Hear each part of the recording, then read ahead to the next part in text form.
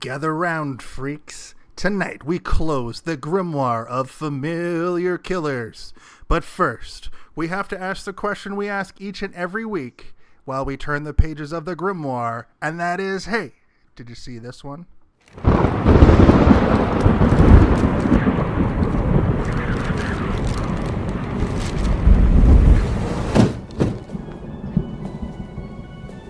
The night is dark, and the air is still. The moon casts an eerie glow over the internet, where a group of curious individuals have gathered to discuss their shared fascination for the macabre. They hold in their hands a book with a foreboding presence, bound in flesh and inked in blood. A tome of horror that only opens its pages when a sacrifice is made. Within its ancient passages lie the secrets of the most infamous murderers and monsters of all time. Join us. But beware, for once this book is open, there's no telling what horrors may be unleashed. This is the Grimoire of Familiar Killers.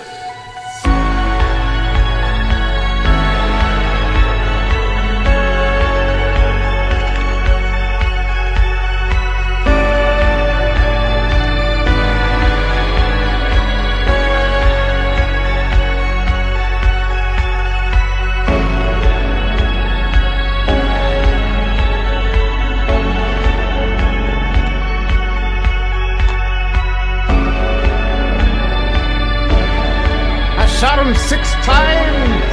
I shot evil 6 times! He's evil! Pataki's dying.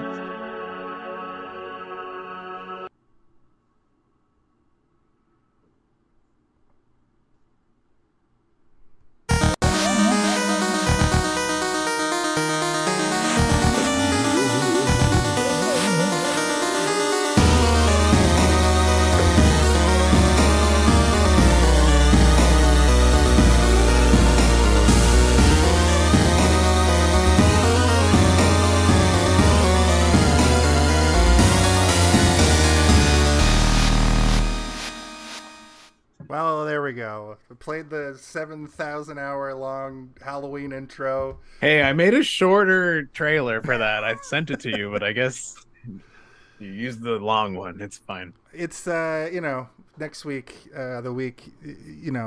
but next couple weeks I'll use the shorter one. Anyway, hello and welcome to Hey, Did You See This One? It is the final week of the Grimoire Familiar Killers, and we are talking about Halloween 4, the return of Michael Myers. And if you notice, our right here in Springfield, Illinois. Am I right? Say the thing.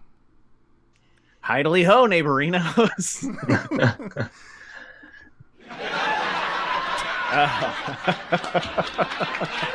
Oh man!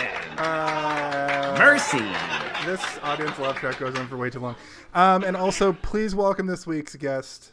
It's Marc Nordemann-Keller. Hello, Marc. Welcome. Returning to the show. Returning to the show. Heidi Hody. How's it going? Good. A How are you Grimoire doing? favorite. One of our Grimoire fellas. What? Appreciate the return. What movie were you here for originally? Halloween 3. It was okay. So The season of the witch. you were here for Wait. Season of the Witch. I was. When Steve sent me this one, I was like, wait, am I the Halloween guy? You're the Halloween guy. Have now. I become the Am Halloween I not the Halloween man? guy? We got a few more, so I'm okay with being the Halloween guy. It's because our pal Craig was on for Halloween 2, and then he was like, but I like Freddy more. So he's the Freddy guy, and you're the All Hallows Eve man. I do like, it's got John Carpenter, or based on John Carpenter, so I like the roots of it. He Absolutely. did do the music for this. Yeah, for this one, in the beginning, the first one, right? So No, he does the music for all of them. I'm pretty sure up until the most recent one that came out like 2 years ago or whatever, he's been making the music. He's like, I don't care about the story or anything. I don't give a shit about the lore of Michael Myers, but I will come back to hit a couple keys on the keyboard on the synthesizer. Ding, ding, Catch ding, that ding, money. ding, ding, ding, ding, ding, ding, and I get a paycheck every fucking time. Yeah, right. He also gets a paycheck every time they make the character do anything because he created Halloween, basically, right? Yeah, exactly. Michael Myers is his character. I don't know how much of that we can actually play. Yeah, you gotta play like one that's only made of fart noises, and then we can get away with it. Okay, Yeah. well, that was fucking great. So here's something we do every week. It's wait for me to go to the shared folder, open up the file that has our pod videos, and tell everybody that at the beginning of the show we talk about our brief history with this film. A brief history. Oh, Mark, it's great. I love people who have been on and come back like a year later and see how different it is, Yeah, because I feel like these are improvements, and not everybody agrees. I think so far. Well, I'm glad that you appreciate it. We've also made it a sort of a tradition around here that the guest gets to go first. So why don't you tell us your history with the film Halloween 4: The Curse of Chucky? Nope, The Return of Michael Myers. Her and Michael Myers. I probably didn't see it till, I would say, before high school, probably middle school, back when Steve and I were doing our binges on all these movies. And they used to come on at Halloween. I know that. I remember watching it one time by myself for sure. I don't know if it's the first time. I cannot remember the first time. But I know one of the first times do watch it by myself was at my house. And it was the cut version on like TBS, you know? So like there's no like dead bodies, but the whole premise was there. And even as like a kid, I was like, oh my God, this is terrifying. And you just see like Michael Myers just always standing there. And so just the premise of Michael Myers like in the room, you know. Is he in the room? Isn't he in the room? You don't know. How many of them are there? The stealthiest of all the killers in the game. And I'm just like, how does he get Pleasence? Like sometimes it's just like unexplained. He just arrives. Yeah. But most of the time, I guess he's just like attached to the bottom of somebody's car.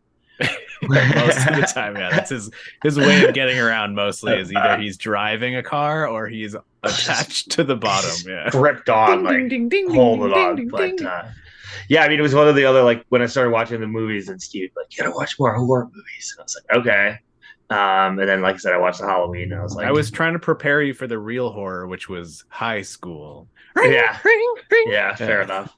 So that would be me. Yeah, like I started probably younger. And then, like as I moved through life, you go back to it a few times, and you like revisit it when you actually want to get into horror movies or get into other things. So, more just like sort of not for the horror aspect, I would say, but more for kind of the lore, one, and like just the filmography, because I still am a sucker for like 80s, like early 90s, late 80s, sort of that 85 to 95 movie where it was just like make everything. It was like the Netflix of movie times. Like, yeah, you got an idea, you're greenlit. Did you see the new one yet? Yeah. So this guy, he's got scissor fingers, and we're gonna make 1 million of these. Yeah, it's but 1990. Like do you guys like dark wrestlers? Jesus. Sorry, I just wanted to fit that in there. Is that going to be a new thing that happens every episode now? The Undertaker is our biggest fan. Yes, he's in the audience. It's me, the Undertaker. But then, like, there's one episode where it's not him, and it's his brother Kane. No, it's his brother, the Taco Bell dog. Sorry. Oh no! They're right next to each other on the fucking thing. No. I'm a genius. Mark. No, I said that last week. I said it's the same sound. Stolt. That I added it. All right, Jason's the genius. I'm the genius. Steve's riding my coattails all the way to the top. Mm-hmm. Mark, was that? Do you have anything else to add to your history?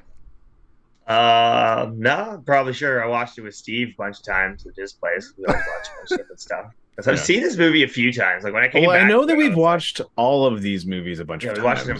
It's just whether you were the guy who was awake at 4 when it rolled through. Yeah. I honestly, watching this one, I was like, have I even seen this? Because I couldn't remember anything except for the little girl, because I'm like, she was in other stuff. She's in other things. I just remember because for me it was big was the TBS thing. So when I rewatched it later, I was like, and especially today when I rewatched it, I'm like, oh my god, wait, that wasn't there. Because the first time I was like, you didn't see the dead body in the corner, like when the one sheriff's like shot in the slump. I didn't even know how he dies. That was the best part of the movie. I can't wait till we get to that because I got questions. Go ahead. Fantastic. Make my millennium. All questions. But Steve, sorry, your yeah. history. I have to introduce it. Sorry. True, yeah. My history is the same as Mark's. It's the same exact story, except from another. I was on a different couch. Mark had 2 couches in his living room, and I would sit on the other one, or we'd be in my basement, and it was one of those long L-shaped couches, and we'd be, nestled somewhere watching the movie. I think I've said this before. The Halloween franchise is probably the one that I'm least engaged with, because the lore is that he's just a regular man. But I mean, the next couple movies change that a little bit, where he's not just a regular man. He's basically, for most of the Halloween movies, he's just an unkillable man, and they don't really explain it or try to. At least in Jason, he gets like Frankenstein alive, and Chucky, there's some voodoo, and Freddy Krueger, there's dream demons or whatever. But this guy is he's just determined. He's, as Donald Pleasence would say, pure evil. He's evil on 2 legs. Evil on 2 legs. Yeah, he's just like this embodiment of evil that doesn't stop. I would venture to say of the four, that he's the first one to get teleportation ability. I don't know, though. He never really teleports without explanation. He does. Always. We'll get to it. Okay. We'll get to it. I mean, we should really put a pin in that, because I do want to talk about it. Because Jason has teleportation powers for sure. Well, let's put a pin in it. I mean, maybe he is the first one. Yeah, it gets a little bit crazier as they go on. Let me tell you about my history with this movie, and then we'll get into the body of the show. Neighborino. Don't! And then I will just go right into it. My name is Jason, and I watched this movie on Monday because I was too scared to watch Halloween movies as a kid. That's my history. I will say that for some reason, there's something about this one that sparks my memory a little bit more than the other ones. So it might have been a similar situation to you guys, where it was on TBS a bunch, but all censored. So you just see him, Peachtree. So you just see him. Remember when it turned into Peachtree? Yeah, TBS Peachtree. Yeah, so I just remember him slowly plodding, walking, and then he would like hold the knife up, and then it would cut to commercial. So yeah, and as we do each and every week on the show, once we finish talking about our brief history, we move right into the body of the episode. Ho, ho, ho, ho! Everybody back up, because here comes the body of the episode. Wow. Welcome to the body of the episode, where we just talk and talk and talk and talk. Sometimes we go plot point by plot point. Sometimes we just talk ad nauseum. I think this movie lends itself to talking ad nauseum. However, if we do get held up, I'll try to find out where we've gotten to, and continue from there. So I want Steve, for one moment, I'd like to tell you why. You know what? Fuck it. This is happening. Tell me why. I never wanna hear you say. You're already jumping into your theory? Oh my god. I'm gonna use the other theory for Mark's theory. Don't worry. We're gonna get both theory songs. Okay. I just have a quick theory, and it's the reason why I said is because Jason doesn't explicitly teleport in the last one. They would show they show him walking. They show him walk, hucking people through windows. That was great. But this one has a very, very distinct teleportation moment where he's on the top of the house, and then she falls. No, I said the same thing. I'm like, how'd he get down so fast? In my head, my theory here is that he fell and remember he jumped off. Yeah, he's unkillable. You think he's scared of jumping off a roof when if he can take bullets, he can jump off. Yeah. Like, Yeah. just lands like a log and then just got up. He's fine. Exactly. He does like that. Ding ding ding ding. I It think just wasn't slow sit-up. graceful, so they didn't want to include it. I think that's the extent of my miniature theory.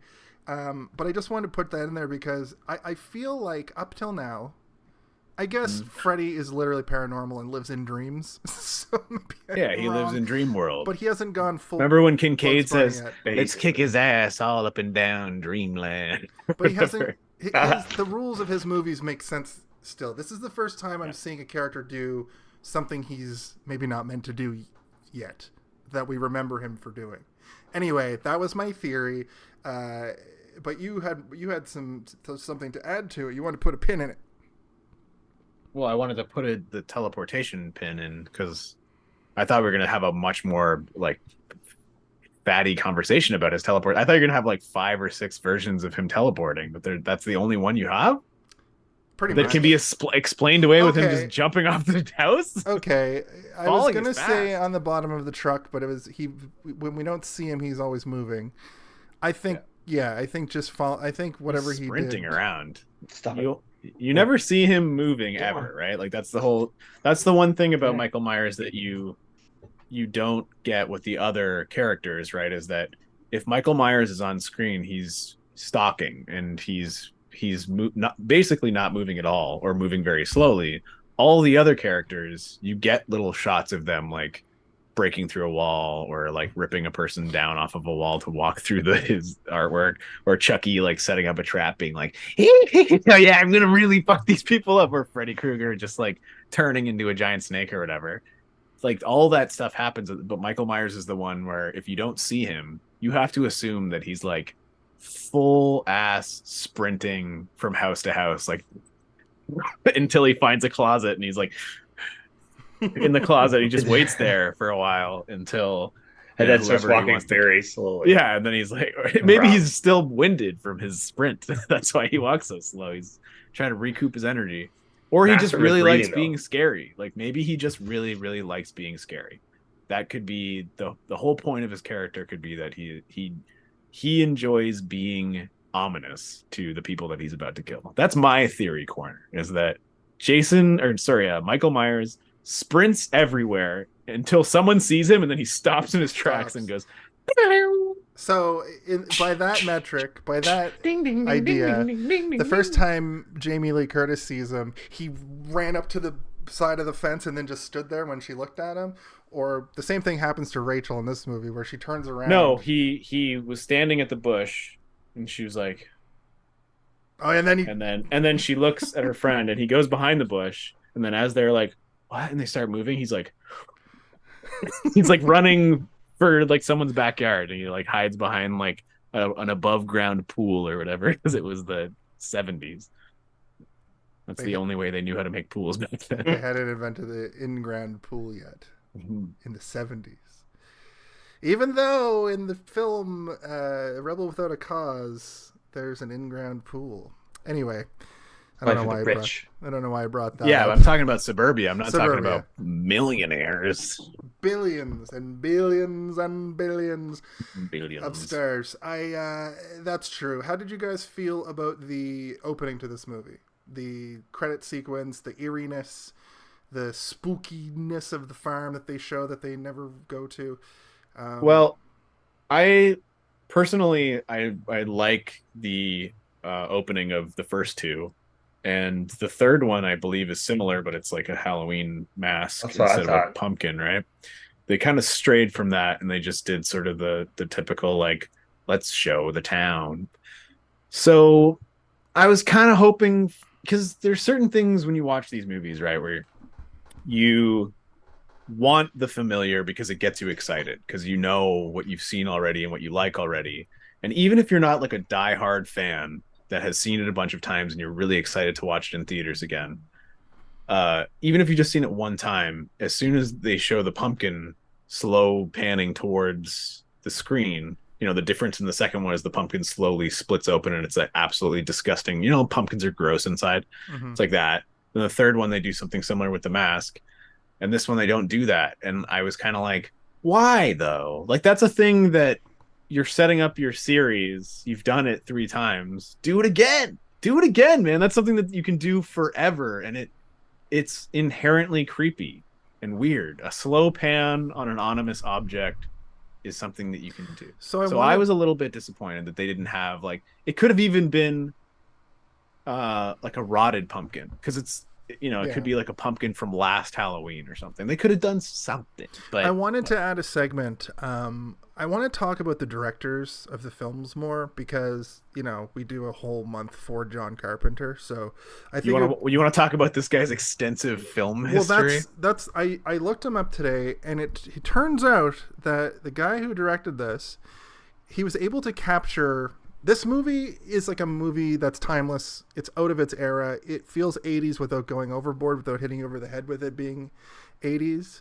Besides maybe I would say the only thing, hairstyles. Well, I mean, the one thing that really bites this movie is, like, obviously they couldn't have predicted cell phone technology. That's why it doesn't exist. But that's the only time you really feel it.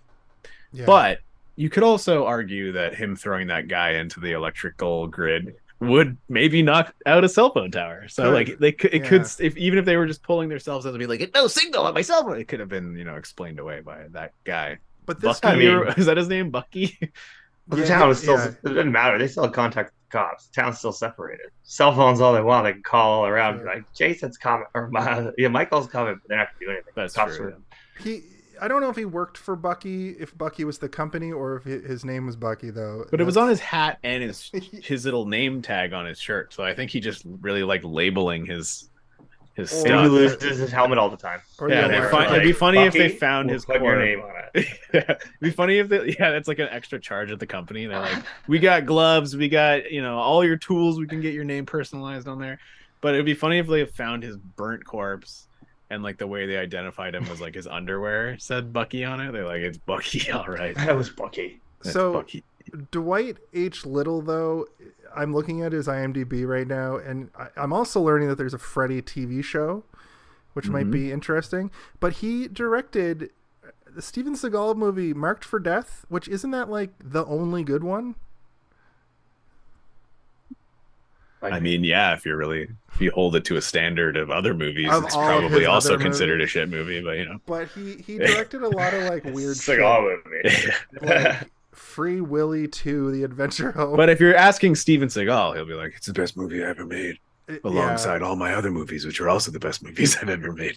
He directed the sequel to Anaconda called Anacondas. It's my best friend. He's directed a lot of sequels, let's just say that much. He directed the Tekken movie in 2010. Oh, that gem. That movie that we've all seen for because sure. They're good. I'm bringing them up because they're of note, in my opinion. I know, and I'm mocking it sounds you like about he's it because a it's studio. You know. Yeah, he's a studio guy who they just they're like, here, direct this. And he's like, okay, I'll do my darndest. I'll do 20... We got our team of writers. He's like, I don't need to make any changes. Whatever they put down, we're going with. This makes no sense. Whatever. He's directed a lot of TV, though, as 23 episodes of Bones. Listen, this guy lives in the Hollywood Hills. What are we to say? Yeah. He directed one episode of Agents of S.H.I.E.L.D. Yeah. Maybe it was the first episode. Pièce de Resistance. Yeah. That's anyway, I wanted to bring that up because I want to start off the show talking about the director a little bit more. Thank you for indulging me, Steve. Please make a sting for that. Or I'll just do this. This is the time for directors, and then I'll cut that in splicey, and that'll be the new sting. Moving along. The new stink. Moving along. That's the new stink. That's what the Gen Z says now. That's a new Gen Z phrase. That's the new That's stink. the new stink. Daddy-o. We're like, that's the new stink. Sounds like the 50s. Yeah. That does sound like something they'd say back in the 50s. Hey, Daddy-o, like, that's the new stink. Now that's what we're calling the new stink. The new stink. Okay. So we start off in a sanitarium where Mr. Michael Myers is being moved. I don't know why you move this killer if you have him sedated. I don't know. Maybe he's taking up too much space. He's been there for 10 years, I think. That's going to be at my theory part. Uh-oh. Dun, dun, do you want to talk about your theory? I'm going to... Yeah, let's do it because there's already stuff. So basically... Hold on. Just do the short one. He doesn't deserve the long one. Yes, he does. Okay. Also, okay. No! It's him! Run! Run! He's got his theories! They're also... Okay. That one... The reason I said he doesn't deserve the long one is because the long one is meant to mock the person with the theory. The short one is meant to be like a cool, like, this is my theory. I know. Maybe you'll mock my theories. We'll see. That's Steve true. probably- That's true. Steve That's probably way to be will. seen. If I said your theory, Steve would mock it, but he's going to treat So you you should well. play the theory thing at the end of the theory, and that's the judgment. I mean, Oh. Jason, as the recording says, your theories are often very terrible. No, I cut before that part. I know. So, basically, my theory is the professor is complicit in this whole thing. Okay. Oh, like he's being paid off or something? No, he's just been with Michael Myers for too long that he's like, or remember people who touch Michael Myers. This is my other theory. Because like you're like, oh, the weirdness of Michael Myers' lore doesn't start till later. No, it starts this way. Because when the girl touches him, bring. Right. The guy, I think he wears his gloves so he doesn't touch anybody and go crazy too. But that's a whole other thing. But anyways, the professor has been with Michael Myers too much. Brain's all messed up. He happens to be gone and then pulls the old, oh my God, you guys, you let him out. And they're like, you're an ancient relic. You don't know anything. And he's like, Oh, you mean Donald Pleasence character? Yeah. The main, Oh. yeah, Dr. the main Loomis. doctor. Because then number 2, okay, where they're at the house later on, right? And they're all in there. The deputies are there loading shotguns. They've got Bucky, or no, not Bucky. Benny? Which one's the guy? The kid, the young guy. He's Bernie upstairs. or Brendan? Yeah. Braden? Bradley. Bradley. I think that's Bradley. It's not Braden. Barney. It's something like Braden. Anyways, he's upstairs with the shotgun. They got the whole house locked down. And the His name's professor's like, Brady. Brady, yeah. Brady. And we missed that entirely, guys. I think we hit every single other one. But the professor is like, guys, I've got to go back to the house because, he's totally not going to come here where the girl is. I'm out of here. And he takes off. And then sure enough, Michael Myers shows up and slaughters the whole house. Number 3, he's like, let's not go back to the house. Let's go to the school. First thing that happens when they go to school, the alarm goes off. Michael Myers, no guessing involved. We're going to the school because guess where the girl is. Boom.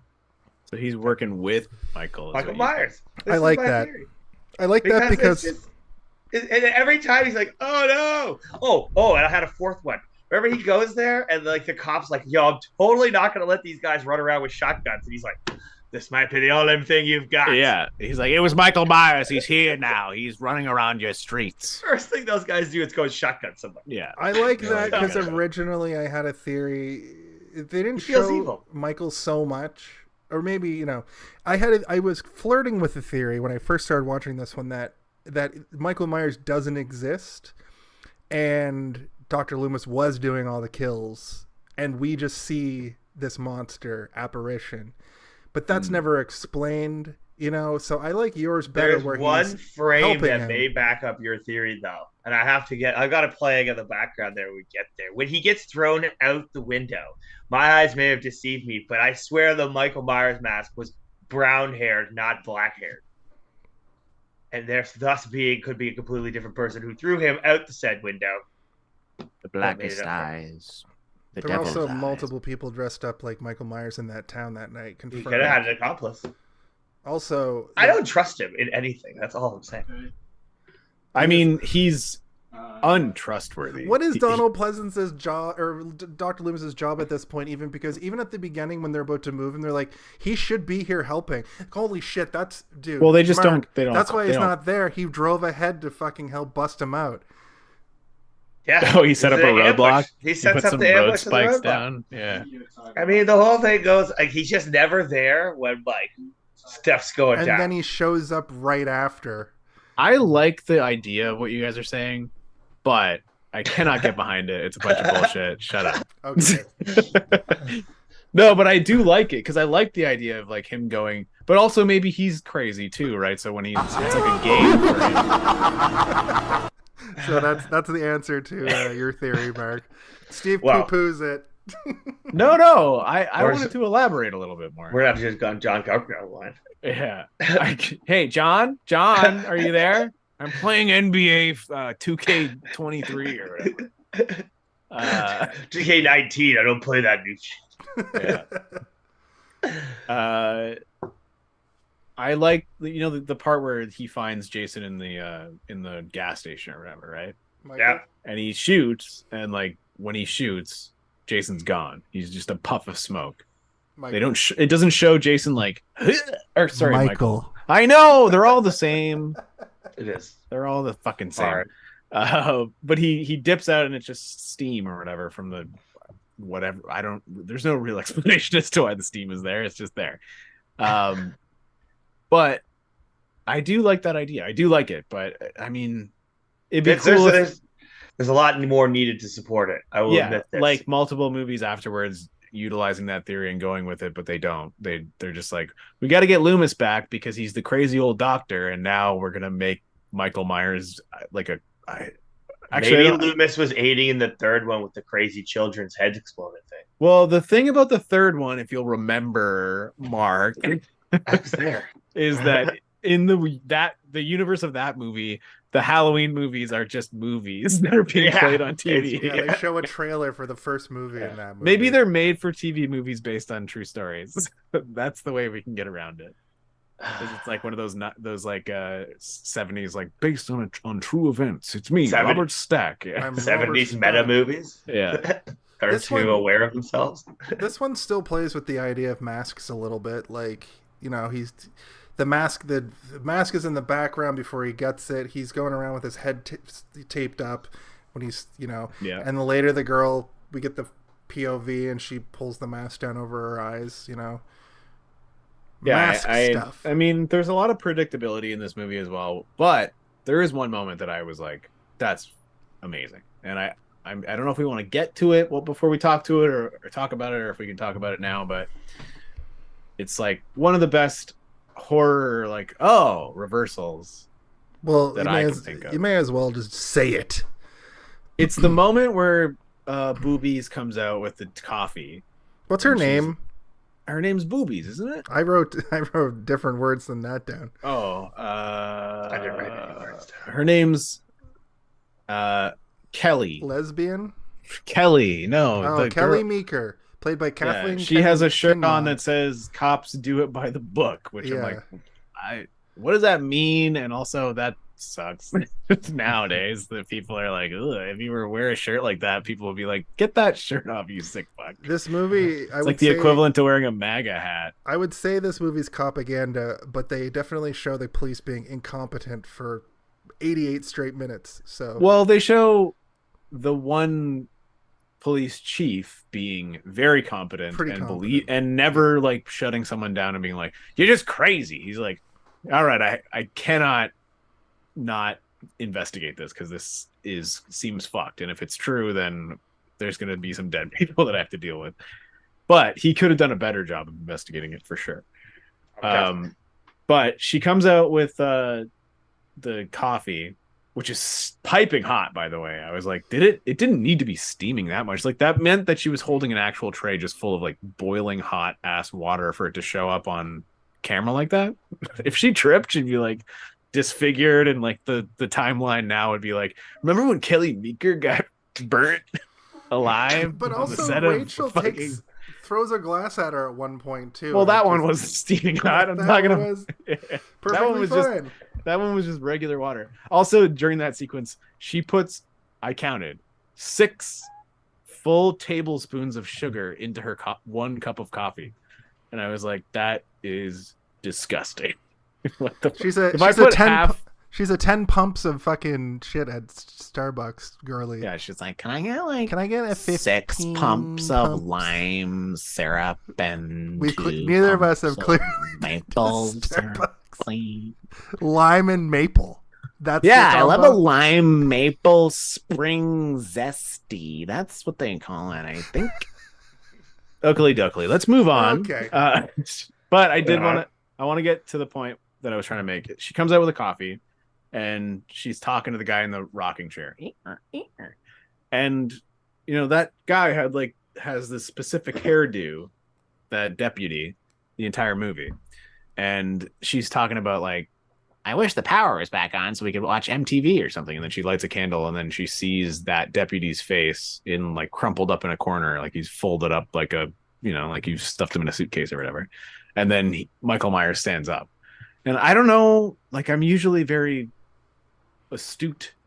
I'm usually very like able to predict this kind of stuff. But like when I saw, I was like, so wait, whose head is on the body? Because for some reason I was like, he's gonna be dead in the chair, right? Like that was my whole brain was like, he's gonna be dead in the chair. Yeah, me too. And then he just stands up, and I was like, oh wait, no, the chair is Michael Myers. Like my brain never thought of like Michael Myers is capable of holding a gun. It doesn't mean he's gonna use it. But then he used it, but he did use it, just not in a traditional sense. He didn't pull the trigger. So if you're wondering what he doesn't pull the trigger. I don't think his hands can do anything but this and this, so I don't think he could anyway.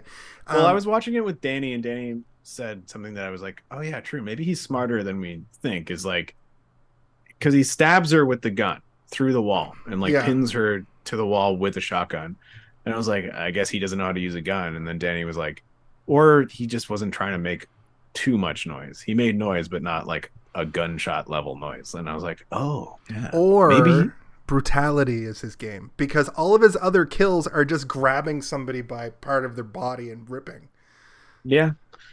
Or what else? Is this whole episode just a theory corner? Yeah. It's like, wait a minute. Ding, ding, ding, ding, ding, ding, ding. I mean, or he actually abhors gun violence. He's like, this country's going to shit. We need to have some really stricter gun laws.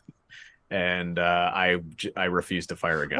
What are Michael Myers' Batman rules? What are his rules? Because you know how I was like, kill everybody, but don't shoot anyone. But it seems like Jason's like, I thought it'd be funny if he didn't kill virgins, but like he goes after the kids because of his mother wanted the kids dead because they didn't look at him while he was drowning.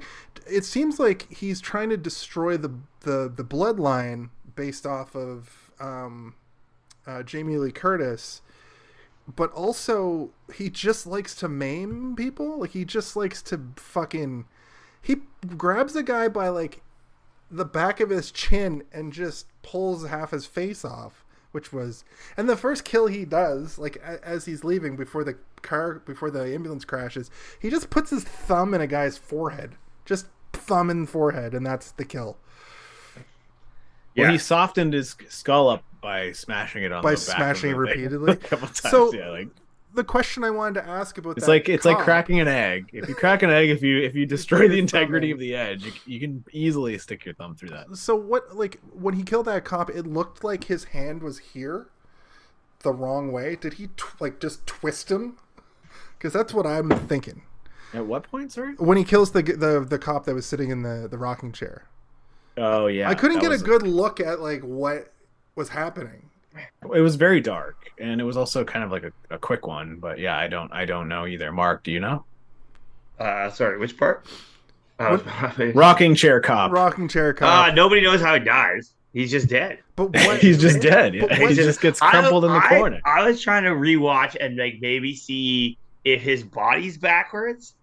That's what I'm saying. Like his head is sitting there, or if there's anything around his neck. Well, he has like his arms and like his. And he looks blood twisted up around. So like I don't know if like he. Like, I think that Michael Myers just killed him and then like folded him up like a lawn chair and then stuffed him behind the table. Like no one will find him here in this dark corner. Yeah. Because when he kills Brady, no, come on, the man's got a whole subtle sense of like drama and gravitas. He's like, if I put the body right when she comes in, right by the candle. She's gonna light the candle. It's the only candle in the room. The light's gonna shoot in. It's gonna be perfect. And the light will go up onto the wall where I've stabbed First girl's gonna somebody. light the candle. Second girl's gonna see it when it comes in. Everything's gonna be great. Because the way he kills Brady is crazy too. He just fucking picks him up by his neck and squeezes, and then I thought he was gonna throw him off the banister, but like it's kind of yeah, me too. But it's kind of implied that he throws him over the banner because we don't see him again. I thought he was gonna throw him through that giant window, or the giant window right behind them. Yeah. But when he didn't, I was like, maybe not. Budget, like that's like what I was thinking is like they could throw him over the railing for sure. If they throw him through the window, that's a big deal, and like maybe he shouldn't die if that happened. And then it just cuts away. And I'm like, oh, he's dead. Because they're not going to show it. He's dead. They had at least one realistic fake body. The two bodies that fell off the back of the bed of the truck were stunt guys, but the guy that he throws over the bed of the truck when they're driving away, that was like, it crumpled but it looked good. So they could have, when he lifted him up, I wonder if there's a cutting room floor moment where he just dumps him over the banister, because that would have been a cool visual, I think. Yeah, I think we're getting a little bit too. We've said all the effects. Yeah, we've literally said them all. So maybe we go through the movie now. Yeah. I think the budget wasn't as big as they wished it was, because a lot of kills seem to cut off. Like, we could throw him over the edge, but we're just going to leave it with his head getting squashed. Yeah, I mean, even relative to the time, the budget for this movie was pretty low. Like, it's $5 million for the entire movie. It is kind of the style of this era. The three movies from the span of 4 years kind of all have that same problem. Yeah, I mean, like I said, I love budgets. I love movies from that sort of era, because it was like they hold up a picture like, we need people who look like these, and then we're gonna need a guy who looks scary, and we'll give you money. Yeah, it did. It made back its money like triple at least. But, you know, there's a part of me that really wishes that the idea of the third one went on, where they're like, let's make a new movie and a new movie and a new movie every year. Because, like, I really don't like anthology movies where it's like, I'm going to go for the duration of a regular movie, but it's 3 to 5 shorts that I'm watching. You know, like, I don't really like that kind of stuff. It's okay on TV, but I don't like it in theaters. I'd rather just watch 3 episodes of like The Twilight Zone or something, right? But I would like to have seen what they would have done, and it would have been interesting if they did sort of, you know, foresight obviously exists, but like an MCU style where they make these stories, and then they can find ways to like have these through points where like, because even I think like the 5th or 6th Michael Myers, they start getting back into that rune idea of the third one, like the Stonehenge shit, like the druidic magics and stuff.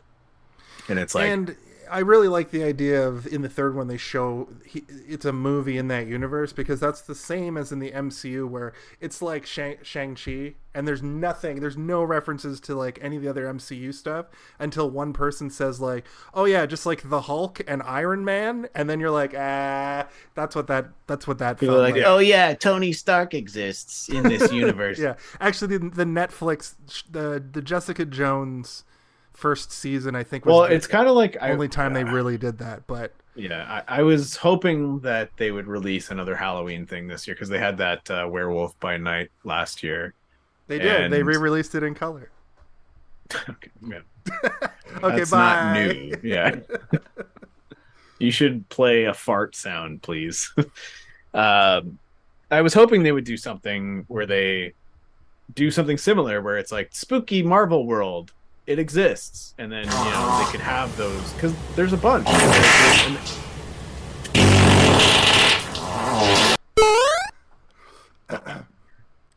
That's how Jason takes his shit. He shits so hard that he bounces off the toilet like Mario. Sorry, be careful what you wish for. I thought that wasn't going to be such a ear assault. Anyway, sorry, Steve. I didn't mean to cut you off. I did, but I was just hoping that they would do another thing, and then have their own sort of like Universal Monsters style world outside of the Marvel world, and then if they wanted to, they could fold it in, because they've been trying to make Blade forever, right? And I'm like, why is that not the perfect jumping off point for Blade? Like, I remember watching The Werewolf by Night and being like, should not Blade be one of these people like in this like world of monster killing? The Blade movie that's very much, or at least put Moon Knight in at the end or something. One of the spooky anything. I mean, heroes. Moon Knight, I guess, is kind of spooky because he deals with ghosts and shit. But like, Blade, literally, his job is killing vampires. Like, why the fuck was one of the that people meeting? Is a vampire in that? Yeah, or Whistler. You know, it's like Whistlers, and then like you've got Whistler, and like maybe Whistler dies, and then like then we go into a Blade thing. Anyway, I don't want to get into that stuff. I was just saying that like the third Halloween movie has its own sort of like interesting and fun story, as we all talked about in March, I believe it was. and it is weird, right? It's like automatons and like robots and druidic magic giving mask powers to little chips that like make people's heads turn into bugs. I'm paraphrasing, but I'm pretty sure that was the movie. Pretty I'm much. gonna go delete that episode, and that I'm just gonna cut to you just explaining that for 1 minute, and then that's the new episode. Sorry, Mark. But imagine they made another one, because it feels like Goosebumps or something, right? Like when you're a kid, like the Goosebumps episodes. The Goosebumps every books Halloween had a little bit of that too, right? Like, well, the idea behind the anthology films would be that, like, yes, they can continue to make Michael Myers movies, but then they can also make druidic magic movies, and then they could make they would have all these franchises that they could make. And they abandoned it because I guess the third one didn't make as much money as they had hoped, and people were very vocally pissed off that Michael Myers was not in it, and they thought that they had been lied to. They're like, we thought Michael Myers was going to be back, and he's just a cartoon character on TV. I would say hot dogs. Most recently, American Horror Story does that kind of well, where it's mostly anthology. Or Black Mirror is another one where it's mostly anthology, but there's I'll agree with you on Black Mirror, but I disagree on American Horror Story. Well, there's little through lines and fan theories that they take certain seasons. I just mean that, like, American Horror Story is just like, universe. What if ghosts were horny all the time in every There's more to it. You're not wrong. There's more to it than that, though. There are some really good seasons, but it is a what's his face? Ryan Murphy show. So he's a horny gay man who, like, what if they're scary and they fuck? But American Horror Stories... everybody in the whole town owned an antique collection of dildos. That's the new episode. That's the new season. It's called... And all the dildos are haunted. Yeah. It's called Dildo Alley. By a different ghost. It's called Dildo Alley. And every episode is a different dildo, and there's a different tale to be told. This is the tale of Don't Dilly Dally and Dildo Alley. And this one's called Oakley Dokley. All right, so feels like wearing nothing at all. Nothing at all. Nothing at all. Nothing at all. The point that I was trying to make is that this was it though it's not a bad movie by any stretch. It doesn't expand on the lore of Jason or Austin Powers. Just do what I do and say Mike Myers. Just say It doesn't. In any way, all it really does is show you how crazy this little girl is, who is the niece, and Laurie Strode died, and somehow he finds about it. It's like, is he finding about the niece while he's in the ambulance? Like, what's going on there? Or does she, like I said, does she go crazy after she touches his hand? Yeah, that's what I think. I have a little mini theory here too to tie it all together, because I think that the Halloween series is retconned for the new movies, where they bring back Laurie before 3. And it just it takes place after Halloween 2. Yeah, just fast forwards 30. But then also this character, the daughter character, is in those movies, playing the same character. That same actor is playing the same character. So, guys, okay, so that's what's fucking with me. But this movie has a thing where, like, this is why you need a Don Mancini to bring in the fucking reins and be like, Chucky is a pervert, yes, and he also loves strangling women, yes, and he was brought back to life by voodoo magic, yes, and you know what, it all makes sense pretty much. I think this is a worst case of, like, this isn't even like, oh, we're making a fourth one, we're getting rid of the character like Freddy and Jason. Well, up until this movie, there is actually sort of a Don Mancini. Well, this one seems like we're going full bore into a second trilogy. Yeah, because I mean, at the end, it's very similar. 5 comes not too long after, doesn't it? Yeah. Yeah, and also all these movies were like every year they're like, we got to make another one, but like the little Max girl has the same origin story. Jamie has the same origin story as Michael Myers. He just does all the killing as a kid in that clown suit, then gets put away for years and years, and then reemerges on that fateful night where he escapes from the first ambulance in the first movie when he's been being moved. It's a redo-y, yeah. It definitely feels like, they were just relaunching the whole... They're like, okay, Forget Fine, about we that. heard you. Forget about that mask We're just movie. gonna go with Michael Myers. Yeah. You're right.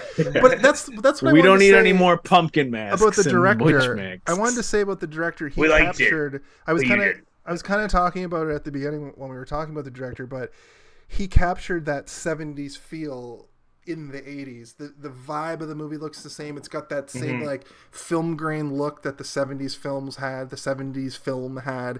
It has a similar like darkness to it. There's no levity in this whole movie except for sometimes Donald Pleasence is trying to be funny, I think, maybe. What, you don't remember the drunk priest? The priest was pretty good.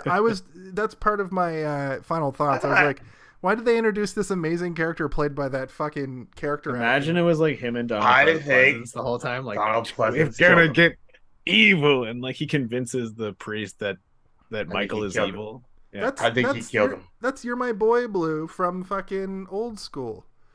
That's the guy that was, Blue. Yeah. yeah.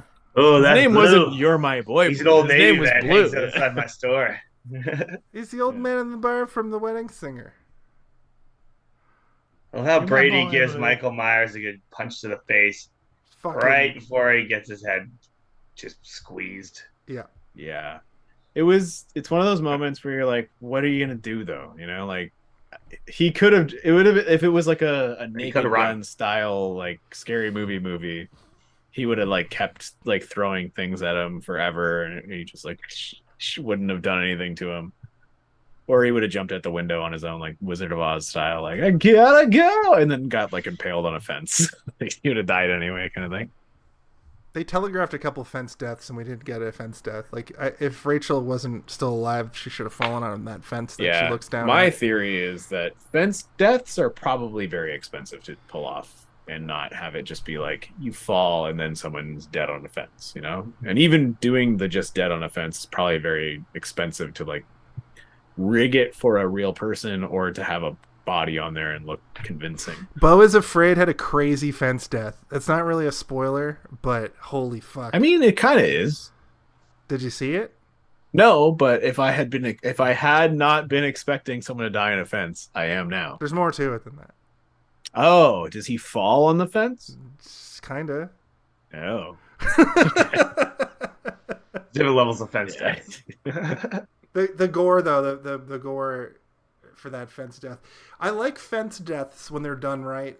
You got to have the gore because sometimes there's a fence death in American Horror Story where this is just on my brain now. Yeah, someone's like fucking themselves on a fence. No, she and then falls off the top. It's in Coven. She falls off the top of the house onto the fence, sorry. and it just comes up Not like all of through them are the having sex, chest. Steve. Sorry. There's one in an asylum where they do have a lot of Just sex. 94%. Yeah, just and there are several other fence deaths. There's one in a hotel where there's a gay couple that are fucking themselves with constantly they haunt the bed. In fact, that doesn't. I did like Haunt American the Horror bed? Story. It was my favorite, but I Oh, liked it. God. Hotel. All right. I made a big mistake and I didn't go to the washroom before this, and I need to do it now. So I'll Okay. be right back. I'll move us through the movie a little bit. Yeah. You made a mistake. We move over to the girl of Rachel. I thought she was going to be final girl, which she kind of was, but I would say Jamie's final girl, in my opinion. They aren't sisters for real, but the little girl wants to be sisters with Big Sister. We learn here that this is like the foster family that Rachel, the niece of Jamie Lee Curtis, is staying with. Is that right? I want to say so, but she calls her Mr. and Mr. Carruthers. So They're she doesn't call her aunt and uncle, I don't think, at one point, which Okay. is something. So that's why I've always been confused about it, because it's like, so I Rachel is just somebody. could be maybe her friends. Okay. I don't remember the names of the people, but like, yeah, they were like, could be like, like aunt and Yeah. uncle, like, Yeah. but like one of her friends who survived from back in the day. So I'm not sure. But the older people that own the house are brother and Regarding. sisters with Jamie Lee Curtis, and then Jamie is their biological daughter, who is the niece of Jamie Lee Curtis. Okay. I'm pretty sure that's what's happening. So I'm not, maybe Steve knows, I'm not 100% sure on who Rachel is, but they do set her up to be the like She's basically her big sister kind of thing. Yeah, they do set her up to be like the main character. She's not like the slutty friend. She's not like the promiscuous boyfriend. She's not the whatever. No, she's your typical 80s good girl. Yeah, final girl. Her friend that they show in the car with the perm for like 2 seconds, I thought was going to be a bigger deal, but she's only in it for like literally has like one line driving a car. This one is already the scariest of the fourth, in my opinion. I wrote down that Jason was Friday the 13th Part 4 was cheesy. Friday the 13th was comedy, and Chucky was a road trip comedy. I don't know if you watched any of those this year, but I would highly recommend going and watching Bride of Chucky. I think that one's going to end up being like my favorite of the four, but it's definitely the most like hard parody of horror movies and like a straight comedy with like pretty brutal murders.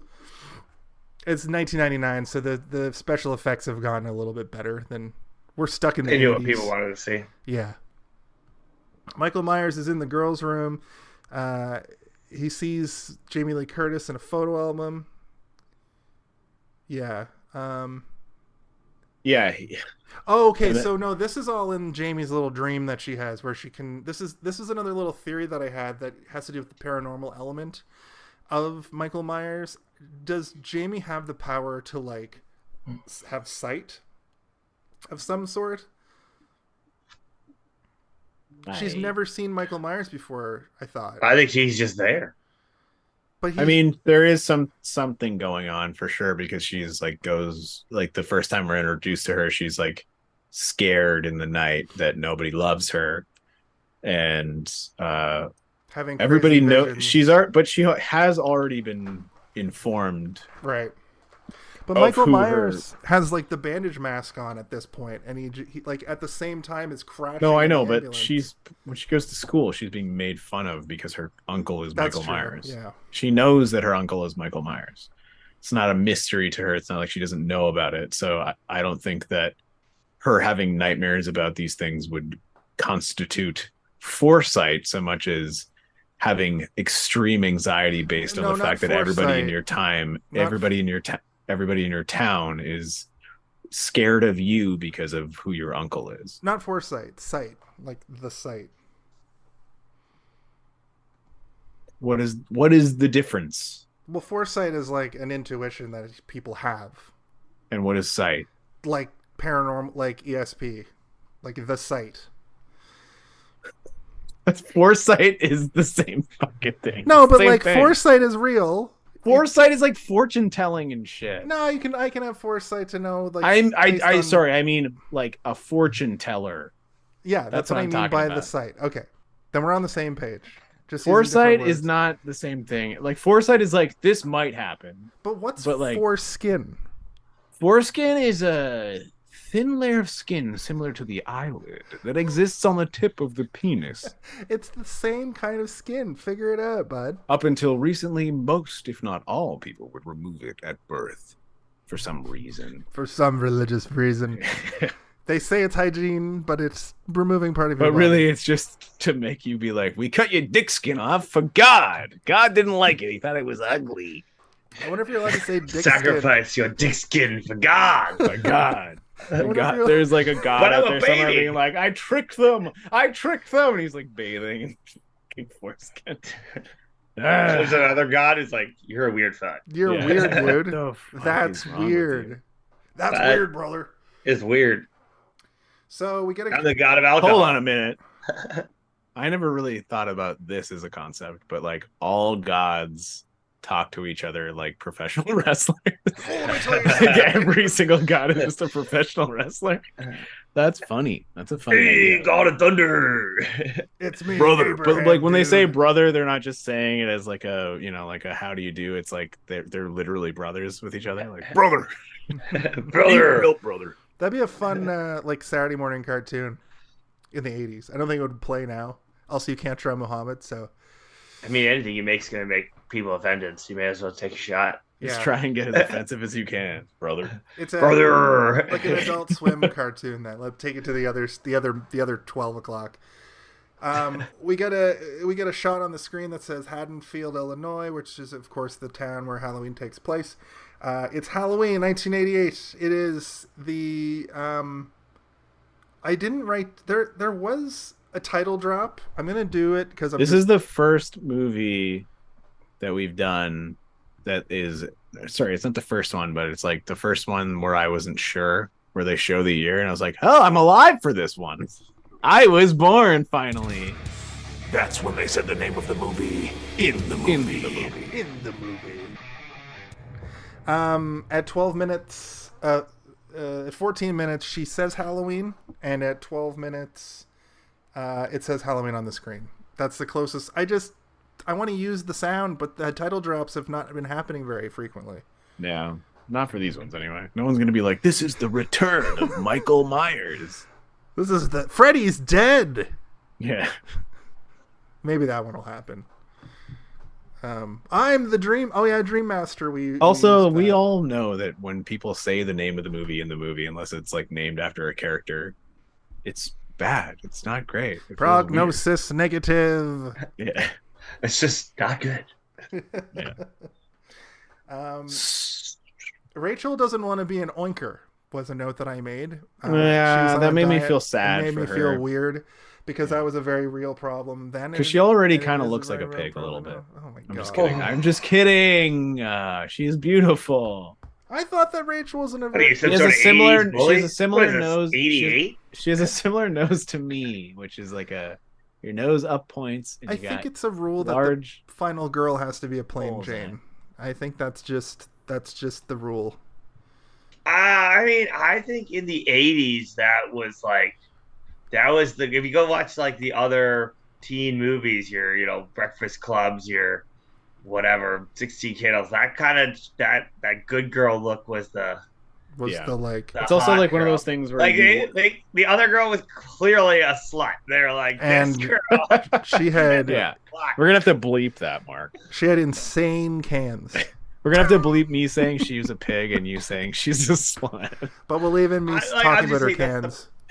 I'm going to just say the prototype of like the 80s girl who sleeps around. I'm not saying like she's a real person. I'm more saying like that was a character of the late 80s, early 90s. There was the girl who slept around, and then there was the good girl. They're like, be the good girl. Also, I think that actor, the one who is like the girl at work, the cops do it by the book girl. She like her entire career was sort of like like Skinamax style stuff where you did see her giant boobs. It's I looked into it. Jason's like, I may have a brief history to go over again. It's mixed. I think she was trying to be a serious actor at first, and then she became the. And people were like, "Listen, lady, your boobs are too big. You can't be a serious actor. Go with what you know." Yeah, we gotta roll to fill. That's kind of sad though, because like, I mean, it's not untrue though. Like the most sort of like predominant actors who are women don't have giant boobs, and the ones that do are usually like larger, like in terms of like all proportions. It's not a thing that really exists, right? I don't know. I mean, at this time, I'm talking about at this time period. Right. I'm not talking about now. Yeah, no, exactly. That's the whole thing. It's like I'm more talking about like the 88, 89. They had character types. Like, so I like at the end of the movie when she's in the truck and he's on top, right? And he's like Michael Myers, and he's like punching through the window or whatever. Yeah. They purposely give like a couple quick rips of her shirt, just enough to show like a bra strap and get guys going like, oh. In fact, is that whole like her whole sweater gets ripped off? And I bet you in 88, 89, that got guys going more than the girl who like was basically topless. Her, and, like, oh my God, Mark, you're probably right. That's the other girl's shirt would have come off. I thought Rachel's shirt was coming off at that moment, but there was an inconsistency where her shirt, they definitely had to like cut apart or give her a new sweater because it got ripped so much on that first rip, and then it cuts to her back and the shirt's perfect again. The second rip's almost a perfectly new rip. Exactly, because he rips the sweater almost off, and I was like, wow, that's where they're going with this, but they didn't. It was very tasteful. Yeah. And so I'm just like, I It think was very tasteful. Yeah. How do we tastefully, savagely rip her sweater off of her while she's driving? While she's driving. Well, just a little rip at a time, you know. The 16-year-old probably, even though she's probably played by like a 24-year-old, but still, that's. Yeah, we should also probably talk about that weird. It's not even a love triangle. It's just like a lopsided idiot. It's a shoehorned in love story. It doesn't really have anything to do with anything. It's No. I guess it's just there. It actually could not it could not exist, and the movie would be fine without it. But no, it wouldn't, because then the runtime would be like 74 minutes. Because this movie is 88 minutes long. No, because the whole movie ends up at the sheriff's house, right? Sorry, Mark, go ahead. What were you going to say? Sorry, I think it's just they needed an arc that gets them to a different house, right? So they're at the one. They need to get to somewhere else. What's a plausible thing?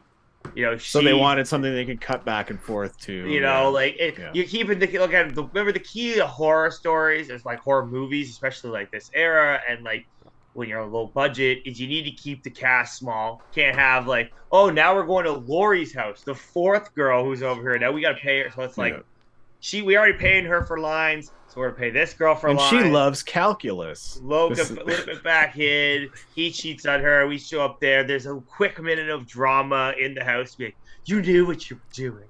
You're bad. Now let me like quickly stuff my bra into this. When this. she gets murdered, we're all like, okay, it's okay that the other girl died. The cop shop girl. Because it's like, you know what? She is bad. She cheated with the boyfriend. I think that without the sheer brutality of somebody like Jason, who his whole shtick is like trying to outdo his last kill, Halloween's much more grounded in reality, probably the most grounded in reality of the four of the Grimoire, and I think that you need to have that interpersonal drama to sort of accelerate that idea instead of just because there is kind of a like a love thing in Friday the 13th Part 4, but it's stupid and doesn't really matter, doesn't go anywhere. And there are people that are like having sex, and there are people that are like in relationships, but that's just kind of just there. The ball. I got it on mute. No, you don't. Oh shit! No, you don't. Do I not? Do I not? Do I not? Hey, Mark's roommate just brought like a plywood board with like a glory hole. Hey man, can you glory? The internet knows. I hit both. Can you glory my hole, bro? Can you? I can't get back online. I'm back. So, what kind of bowl are you packing? It's a salad. Glory bowl. You having a salad over there? You're eating a sandwich? No, not a sandwich. Soup and salad. That's the best way to go. Super salad. Super salad. Either or. Here's something I wanted to bring up as an aside. Something that this movie does really well, and other movies do it, but I didn't touch on. Horror movies just deal with the macabre in that at the beginning, when they're referring to Loomis, they say something along the lines of like, you know, Dr. Loomis isn't here. He could be dead and nobody would know. That's just like makes you feel that foreboding. But the biggest one of those little like throwaway lines that just feels very horror is she gets off the phone and she's like, oh, she can't make the thing tonight. She broke her leg. She snapped her ankle ice skating.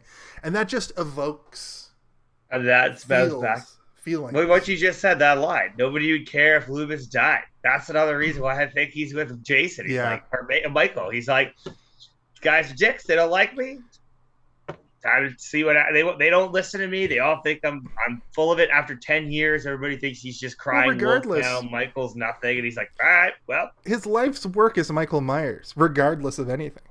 And they don't take him seriously anymore. They want him to literally. If he's been atrophied. He's been in a coma for 10 years, right? Like at this point, like there's a point. So that at the beginning of the movie, there's the other doctor, right? It was like, he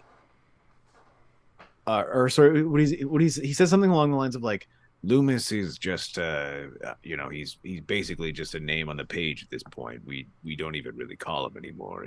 It doesn't matter. If anything, I hope that at any point he'll abandon the case, retire, or die. Yeah. Like, get the fuck out of here. And then like later he's like, I've said it before and I'll say it again, Loomis. You're the one that needs psychiatric help. And then he gets like a phone call being like, oh, I see. And like the doctor's voice is very like gravelly and low that it reminded me of Harvey Firestein. I don't know if you know who that is. Yeah. Where he's like, I expect him to be like, I gotta call my mother and I gotta call my lawyer. It's the episode. It's the episode of The Simpsons. Is Harvey or Independence Day, the movie I'm quoting right now. But he, it's the one where Homer has like his like personal. It's when he gets hair. It's the one where he gets hair and he's got like his personal you are friend. A beautiful man, Homer Simpson. Yeah, because Harvey Firestein, great. Firestein. He's a playwright. He's an amazing actor, dancer, and choreographer and playwright. And he's in Mrs. Doubtfire. He's like, I think we're gonna need to go full plastic surgery here. Oh, is he the hairdresser that like? He's his brother. That like gets him all gussied up. That's his brother. Do it like a lady. Yeah. Yeah. He makes prosthetics for him, and he's in Independence Day where he's like, I need to call my brother, I need to call my lawyer. So Dr. Loomis just shows up and says ominous shit at this point in the chronology, basically. Yes. And follows Michael Myers around the countryside, looking at all his various look upon my works. One of the things that, like, especially in these older movies where nobody believes anybody, right? Like that's kind of the thing, especially in the Freddy Krueger movies. It was refreshing to see the city come together and believe that Michael Myers exists. Yeah. And that's kind of the thing that they really lean into in the Halloween series. Is that everybody knows who Michael Myers is and everybody remembers what happened. And even in the new ones, that's what all they're talking about is like, you remember 50 fucking years ago when it was Halloween one time and Austin Powers is going to show up and dance down the street. Yeah. Wait. But in this movie, it's still only 10 years, right? But that's what's kind of more interesting is that like in that mob, like that scene with the bar where they're putting a curfew on and we've all got to go to bed now. That's what people are like now about COVID. Well, I was reading, they talked with somebody, I don't know, one of the guys who helped make the movie back in there. And they talk about how that's sort of like an underlying premise of the movie is that the town like doesn't fully celebrate Halloween anymore because they're still scarred from 10 years prior. So they're like, we'll give you guys till 9, and then nobody's going outside. Once the sun goes down, everybody come home, And that's why as soon as like things are going down, they're like, vigilante posses, let's justice. Go. Yeah, let's roll. Which doesn't work out with all children. Yeah, the idea in this one was like, it's something's going down, and like everybody gets amped up at the bar, like all these old white men. They're like, what? And then like the bartender's like, I called the police station. It's just ringing. We better go. Like a telephone does when no one picks it up. We got to go figure out what's going on. So that's another thing. It is refreshing to see that, go back to your guys' point, to see them actually care for once. You know how many times in a movie like, guess Jimbo's not picking up, and they just kind of hang up. It would have been it would have been very easy for them to be like, listen, Loomis, it's been 10 years. No one's been killed in 10 years. And then Michael goes into that bar and just clears them all. That's what I found really refreshing. But he does do that to the police station, which is also like kind of cool. Kind of off camera though, which I would have liked to see how he destroyed. I mean, it would have been great to see that, but at the same time, they could reshoot the whole movie with just all the murders. Yeah. Well, to go back to my point about like weird, macabre, like almost comedy, almost just referencing horrible things. The one big joke in this movie that is the blackest comedy, the darkest comedy, is that when these rednecks are just doing vigilante justice, they accidentally shoot a civilian and they don't show him. They're just looking down at him like in the bushes. And it really had that like weird 80s like dark comedy vibe to it. See, I made a joke when I was watching it with the person I was watching it with. And the joke landed with the person that I was watching it with, but then I thought about it and I'm like, but nobody in the scene, it's not really played funny. It was funny because it was like, but they killed Tom. We killed Tom masturbator. He loves masturbating in the bushes. But we should have known it was him. I thought that moment was played for a joke. A brief moment of levity. But it's not that funny. Like they shot somebody because they were scared, right? Like there's no like goofiness to it. It's just like they're. I guess the goofiness is that they shoot so many fucking times. The rednecks are out shooting, and they kill somebody. It's a message, and it's like, gun violence. Stay in Halloween Town. They also when they unload on Michael Myers at the end. The police unloading are just like, and the hillbillies. It's like a whole firing squad. Of people. Yeah. I thought that was also funny, but that is that definitely wasn't. Is it a graveyard? I don't even. What is it? No, it was just like at the side of the road by a well. I think you know how they keep the wells right next to the road, typically. Right. And when somebody falls deep, into the well, slightly boarded well next to the road, into the well, so that if anybody falls into it, it collapses. Then all the earth around it. Yeah. And there's possibly a tunnel connected to the bottom, so he can definitely escape and show up in the next one for the fourth. There's a running river down there that will lead out to the ocean, and he'll be like ding ding ding. Couple med packs along the way just to heal him up. His William Shatner mask is still like he's still breathing somehow. He's going through a video game like mini game, picking up the fucking med packs and just no. He's having to press A and X as he's like hitting the stones, like going through to not die. I love mini games. I mean, if you hit enough right buttons in a row, you'll never die. So maybe that's what is going on for Michael Myers. It's just a mini game for him constantly hitting A and B and X. I mean, if Rachel can survive that fall, Michael Myers can definitely survive that jump. That's true. Off the top of the house. We're at the point of the movie where Donald Pleasence has battle damage from the second movie, which I really enjoyed. Yeah, and he takes the spatula and he like flips the burn mark over his face.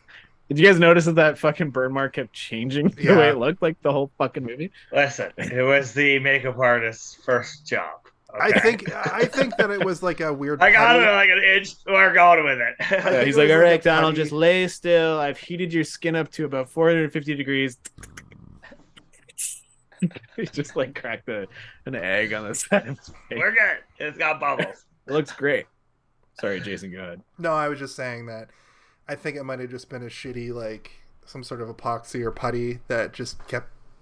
Well, no, I looked into it a little bit, and they were filming for a long time with a prosthetic, and then some random person on set, I couldn't figure out who it was, said to Donald Pleasence, "Looks like you got a cracked egg on the side of your face." And Donald Pleasence like immediately was like, "What?" He like went to the makeup team and like made them redo it. Went to the director, went to the producers, and was like, "We have to reshoot all of my." And it was like hours and hours of reshoots. But Donald Pleasence was like, "I will not. I don't care. I don't need any more money. We'll do it again. We just got to make it look good." And they changed it. But in editing, they had all these scenes that they had reshot and all these scenes that they had like forgotten to reshot. So there's like points where it still has that like the egg on his face. Oh, I definitely thought it was like the 80s where they're like, "Nope, sorry, whatever, man. Sorry, Donald, we don't got the budget." It's gonna cut into our cocaine budget if we change your face now. So let's. And we're already running real low on our cocaine budget. I got a Chevy Chase movie coming down the pipe. My drug budget is insane for that. I can't do it. Fletch also lives. Okay, so we gotta save the cocaine for that. We're gonna need Fletch 4, the return of Fletch this summer. We need a pile of cocaine for Chevy. Okay. Like, we're stretched thin here. You're going to have to just wear the egg on your face. Yeah. The egg on your face. Also, Michael Myers only kills with his bare hands in this one. That's all we can afford as well. Well, he does kill a man with a shotgun. Usually how he kills people. He doesn't really kill people. He kills a man with a shotgun. Isn't he or a woman with a shotgun. I always thought Michael Myers was a fucking... Well, he was the original slasher. He doesn't use anything like... other than like stabbies. That is a great point. He is very ineffective with his knife in this movie. Yeah, Well, he doesn't get it till like the very end. Remember, he's in the attic and he's like, "Thank Knife. goodness there's a knife in this attic." I was like, "Why is there a knife in the attic?" I saw a That's scene- a weird. Great point. Was that the tie into the next one? Because he goes knifing in 5, not to spoil 5 for people, but he goes knifing in 5. So I'm thinking maybe this was their like homage to people to be like, we're going back to the slasher by the end of it. I saw a scene, like I was flipping through movies on Netflix. She does the slashing. Right. The little girl. Yeah. Like the singers.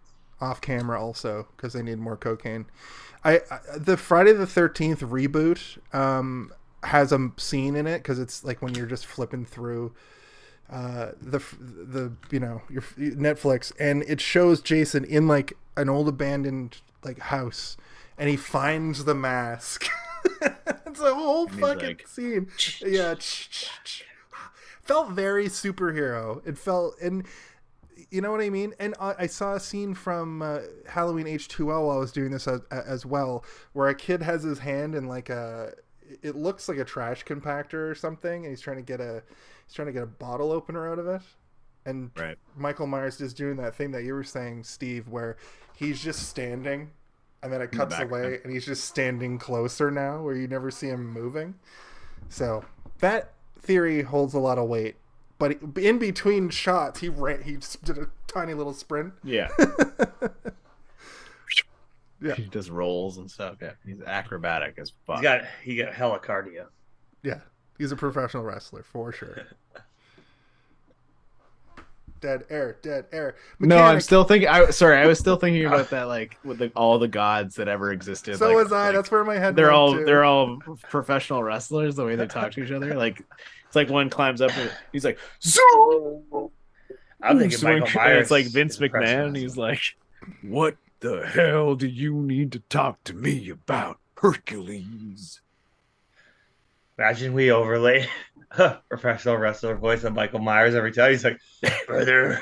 Every time he shows up, brother. Let me tell you something, Mean Gene. This Sunday at WrestleMania, I'm going to lay to the leg drop, and then I'm going to stab him in the guts and stab him in the face with my finger. These kind of characters are also sort of like the same idea of like professional wrestlers, right? Like at the end of the day, it's like we tune in for the same idea, which is like to people. Violence and like weird stuff and creativity and like it just exists, right? A specific persona, yeah. I could see like Jason Voorhees and Michael Myers in if they both non-vocal characters, they just like staring at each other like in an arena, like walking around, and like Chucky is the announcer, and he's like, "Oh my God, I have never seen two contestants stare at each other this long in so many years. And all I have to say is, Ade Due Dambala." And lightning starts to happen. Oh my God! Oh my God! It's Jeepers Creepers! Jeepers Creepers shows up, yeah. It's Freddy Final Krueger Destiny. It's Hellraiser. He's like, Chucky, I know exactly what you mean. I've been waiting for these two to punch each other's heads off for a while. It's Hellraiser. Hellraiser. The walls all open up in blue light. Okay, this is too much. I like that because I like professional wrestling. I like doing a Chucky impression because I think I'm good at it. I think Chucky would be the announcer for that. Just saying. I really liked the jump scare of the mechanic and the chains was pretty cool. They spent a lot of money on that compared to the other kills because we don't get to see a lot of aftermath from Michael Myers in this. That isn't just like somebody laying there dead. The arm cut off in the police station was kind of cool, kind of realistic looking, but it was still just like, stop killing people off camera. I mean, that's kind of like what Michael Myers' deal is, though, is that like you don't see it as much. And then Rob Zombie took over and he showed you every single kill. What if we have Michael Myers and he kills people and we show it? That's exactly what his pitch probably was, and then he made it so that everyone was like, 100%. This is disturbing. Like, I don't think we needed to see him strangle the waitress to death. Hear me out. And some basement where they're running, we're gonna cut that out. No running. We're just running. gonna have struggling. If anything, he's gonna cut them in the back of their leg, and they're gonna be crawling, and he's gonna like stab them while they're crawling. And some basement dweller is just so horny. Some neckbeard fucking redditor is just like, yeah, this is. Well, my I mean, shit. Jason, you just said show it, but like the thing is if you show all those things, like sometimes it makes it so off-putting that it's not fun anymore, right? Like that's half the battle of these movies is that like they are fun. They are fun. Make them like more set piecey. I think Friday the 13th has a great balance where a lot of the kills are set piece feeling. I think that Michael moves. Michael's a movement man. He's moving all over. He haunts the whole town, right? Like that's always been the thing. He's not like, you know, the screams or whatever else. One room, one house, one set piece. He's gonna be all over the place. Everybody's terrified. Everybody's involved. That's a really good point. I like the coolest thing about the Halloween movies that I've always liked is that like even the third one, like so all these in like 1, 2, 4, and then through, right? Like the towns know like Michael is there. Like he's there. They're terrified. They know like this town is broken because of that. And then even 3, yes, it all happens on the set piece of like that factory, right? Right. But at the end, it goes out and hits all these kids through the TV. So like everybody's impacted. Mm-hmm. So Halloween movies are like not designed to like they're supposed to haunt a group of people. True. Halloween 3 also. And when you leave the theater in 88 too, right? 88, 89, whatever, right? You're walking out, you're like going by this dark alley. You're like, is he down that alley? Yeah. Right? True. Halloween 3 felt like an apocalypse movie in a lot of ways. It felt like a very like the world is ending kind of. There was druids. There was the TVs were like there was an old Irishman who hated children for some reason. We don't really know why. Yeah. I hate him. He just wanted to give him to the druid gods. During the sequence with Loomis showing up to the mechanic, he goes into the diner where he sees more aftermath. The diner attendant's dead. Phone's smashed out. Then we get the best part of this movie, in my opinion. Michael Myers is still there. He jumps in a truck. He plows out of the mechanic out of the garage. Michael Myers can turn a key. He clips. No, he doesn't need to turn a key. He clips the gas tank, like the gas station, like gas tanks. They go up in flames. And it lights Dr. Lewis's car on fire. It all explodes, blows it up, and then the fire goes up the lamppost, and it like holds onto that. Like they clearly spent the money on this shot because they hold like the fire's going up the lamppost. It's perfect.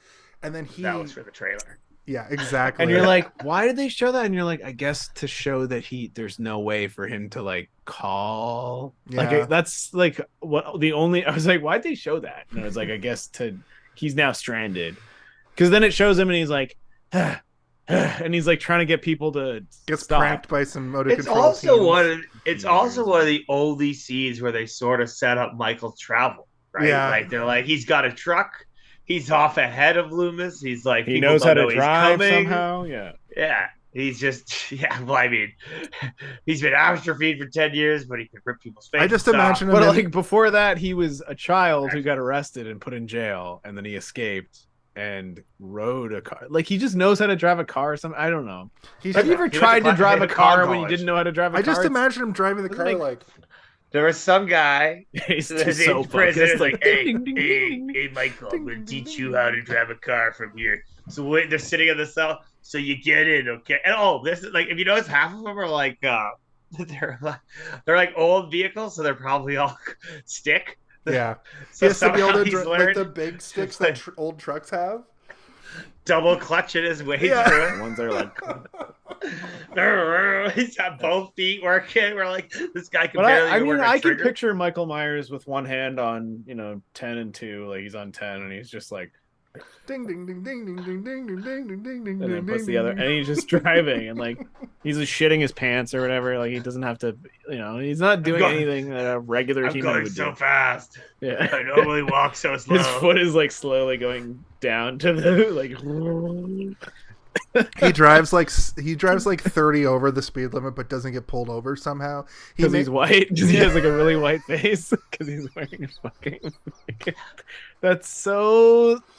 dumb. That's but the also, worst like, joke you've ever told, but also I really know. It's funny. also super burned up. But like the police are racist in this town, Especially in this area of the world. Yeah.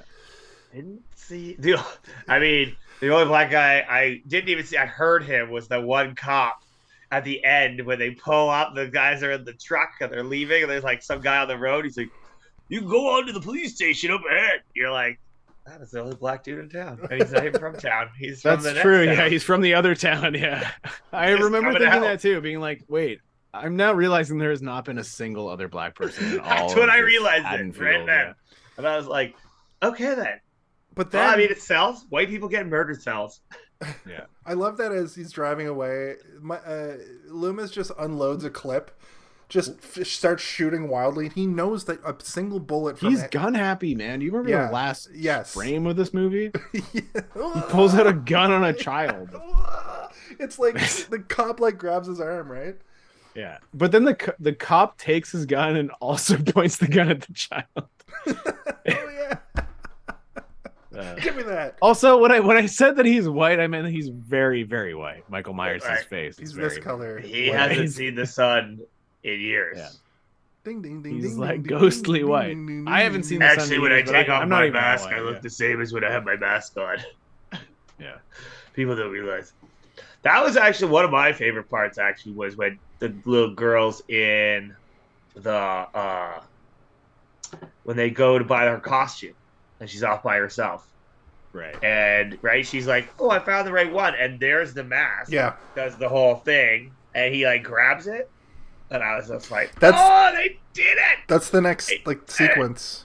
And this Yeah. is when so we're getting her there. I was just like, they did in it. quotation marks sight comes into play. Come on, man. Don't you don't get to be like that. ding ding ding ding Um, ding ding. I think he liked- was there. I like No, that. Sorry, on Jason, I'm not. I wasn't making fun of you. I'm agreeing with you at this point because she chooses the same costume that Michael Myers was wearing when he murdered his fucking sister. Exactly.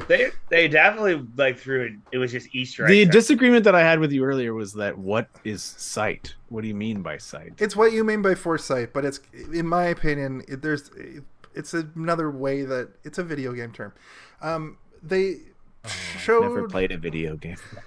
sight. That's just the way that it, like a fortune teller's sight. Me neither. I've never played. He's like, video let me games before. throw these bones down on my because I have sight. felt table. Yeah. So you guys are products of the 80s, right? Are you guys all in the 30s area of your life? Yeah. You weren't born in like 1995. So did you recognize these costumes that they were showing? Specifically, I recognize the idea of them and like the sort of like the generic era clown. in which like costumes weren't Neon really like Frankenstein, homemade anymore. Neon They were Witch. like mass produced and shitty and gross. I- Oh yeah, the neon Frankenstein, all that I did recognize. the reason why I bring that up is Creepy because crawlers. no, but I loved. No, I creepy mean, but crawlers. like the neon Yeah, stuff. exactly. I love that. Like that neon-y, Frankenstein-y, creepy crawlers-y, Beetlejuice-y, that whole. You know, Just it was everything like, was a like tinge of neon. And Yeah. it was neon and like horror. and horror. Well, like the guy wearing the Frankenstein mask, he had like a shitty, they all had shitty. It's like little, vinyl. If you vinyl If costumes, you got yeah. hit by a fireball, that shit would just melt to your body. Well, even the original Batman, right? Like with that's all dark, black, blah blah blah. Then you got purple, like Jack Nicholson. The Joker. Joker. The Joker. I'm just saying that was that time. It was like black and purple and green and yellow and like all the like the off Yeah. sort of colors, right? Like people were like, "This is a color you never seen before." There's, in a your there's eyes." pictures of but on me black. when I was a little kid. One as a baby, I had the witch costume on from this movie, and a couple years later, when I was like 5, I went as the Frankenstein from this movie. Just wanted to. Sorry, the reason I'm laughing is I'm picturing like a picture of you as a baby wearing the witch, like all the vinyl, Absolutely. and then your mom like with like a Yep. lit cigarette, like Yes. lighting the cigarette, being like, "Look at Everybody it's had Jason, cigarettes our in their baby." mouths in all the pictures, and I have this vinyl fucking plastic. And like one little ash could go down and just our baby's on fire. Well, let's Whoops. try again. Yeah, one more time. This is what I also wrote down. Is she psychic or something? Because the mask in the background, she fucking puts her mask on, and she has that like sees like I don't know if that was for supposed us to be, or it was her seeing that. Like, what did you guys think? There's also the idea of like inherited trauma, which Right. like doesn't really. There's no scientific value to it, but like the idea of evolution exists, and like trauma being passed genetically or like just based on like I'm nervy around this thing can be passed on to another person. Like that exists and it's real. And like that's a thing that we know is real because why the fuck are we scared of the dark? And like why are wolves scared of other wolves and like that kind of stuff? Like, yeah, it all is real. And I don't really know how to explain it, but like in this movie, that's how you could, I guess, is that she's inheriting her fear of Michael Myers based on nothing more than her bullies telling her that And her like he's perception Or of the- all of it. or the magical part, right? So like coming off of 3, I think we're moving. They want to keep some magical portion. Because again, I still think that the touch, because she goes right after she touches them, she goes and kills the person with the little suit on, right? I think I'm going with Steve. Like she has this in her. It's inherited, Right? yeah. It's inherited in her as he gets closer, as his energies, as his whatever, his powers, whatever it may be from him is there. It's coming more because she starts seeing the sight more, all this Well, stuff. and you know, like Mark, what you were saying, like Loomis also kind of inherited it just by being his doctor for so long, right? Yeah, I think that's it too. Like, I mean, he just seems so. He's sympathetic towards. Well, Loomis I mean, more. the last shot of the movie, Or to you Michael. can just see it in his eyes, and like you know, like we can rag on Donald Pleasence for being like a drunk skunk this whole movie. Like he's clearly like the whole time, but that last shot where he sees her covered in blood and he's like no, and he's like freaking out. I'm like, that's pretty good, man. He is Yeah. seeing Michael Myers in this little girl, and he's so distraught to the point that he's gonna shoot her with a gun. Right. And so that was the one. That's the only scene that breaks my theory, in my opinion, is that end scene, because he would have been like, "Yeah, ha, ha, she's evil too." Well, it's You know, I don't but think he's it breaks not. your theory, because I think that your theory is that like he is maybe he's doing those things like you were saying, but maybe he's not doing them knowingly. Like maybe he's going, like Michael Myers has like infected him to go to that Could place be. to do that thing, and he doesn't realize he's doing it. He could have like gone and like hit a rabbit by accident on the road, and then the ambulance skids on a rabbit and like goes off the bridge, you know, like that's the magic, right? Yeah, I don't know. There's so many things, but I think that the most powerful moment of this movie is Donald Pleasence like screaming that he's so scared that this little girl is now the new Michael Myers, that he's willing to blow her fucking brains out, and everyone in the room is like, don't do it. But like we know that she killed the mom, right? Yeah, she's covered in blood. Like covered. with the scissors in hand, Yes. which was that was also one of the creepiest, scariest parts of the movie for me, because I was just like, But I also She's like, like you know this, it's too? happening. You know what's murdered going children on. get me. I'm sorry, murdered children get me. 'Cause Murdered that's just children. pure evil. I'm scared of children who are going to murder me. You know, I'm supposed just to not pure evil. murder them, and if I do, I'll get in trouble. But if they murder me, they're not going to get in that much trouble. Adults could go through life and have trauma and like, you know, go completely bad. But children, let me tell you, if they're evil, what are you gonna do? They are evil. They didn't learn that. Like, we go back to that theory. It's learned trauma, whatever. They're just bad. Yeah. And that's my No, thought. I agree. That's why I Children of the Corn. Yeah, I want to watch that new Children of the Corn because I'm sure it's fucking crazy. Like, I'm sure it's gory as shit. Everything like- today's insane. And, like, really, like, sadistic. Well, Mark, we're gonna open up the Grimoire again soon, and we're gonna do some new pages, which is what I'm excited about. So The Lost Pages. And also, there is a point where these movies are going to end. I don't see this podcast Jason going X. away. Yep. I want to do Jason X. me and Jason. Oh, are gonna be Jason old X? men I thought you in said Jason. Jason X, but also Jason X. No, Steve knows. Me and Steve have the greatest memory of I Jason. think that Mark, I think that was the first one we ever watched. We rented It it was. together, and we're When like, I'll talk you gotta about watch all of how these I now. bought a DVD player to do it. Yeah. Oh man. Oh yeah, you bought a full ass DVD player, and we were like, let's watch it, and then we did, Yeah. and then we And watched we all the laughed other ones. Yeah. for the whole night. It killed me. No, we rewatched it. We watched it twice in one night. If you remember, we woke up the next day. We were like, we have to rewatch that. That movie's insane. But Because that's we wanted to see the guy who got like dropped on the giant drill, and he was Yeah, twisted down a drill, right? I've told this story before, but I've seen that movie in so much that I've just read the like plot synopsis, like shot for shot synopsis around that time, and I was like, no, I'll never be able to watch that. But now I absolutely cannot wait to watch that one because it seems so ridiculous. It's the easiest to watch. I request that I become the guest on that one. Oh, of course. I request. Absolutely. I'll watch it 5 times first. Request accepted. Accepted. I'd like to move along. I just wanted to point out that the crazy drunk priest guy's name is Mr. Sayer, which is like a soothsayer, which is a classic character who sort of tells about the evils that are coming in the rest of the story. Famously, Shakespeare I think we can would all always agree have a that soothsayer. I think we can all agree that we wish that guy had more screen time, right? Yeah. He should have. He was just gonna now roll with Loomis. Yeah, imagine And they were gonna Loomis keep showed up and he having was like, moments where they were "Listen, talking back I and need to forth talk about to you," the like druids. Like is what imagine I they thought was burst gonna into the police station and it was Loomis and a priest. And It's, he's like, it's like Seinfeld Michael and Myers Newman. is coming back.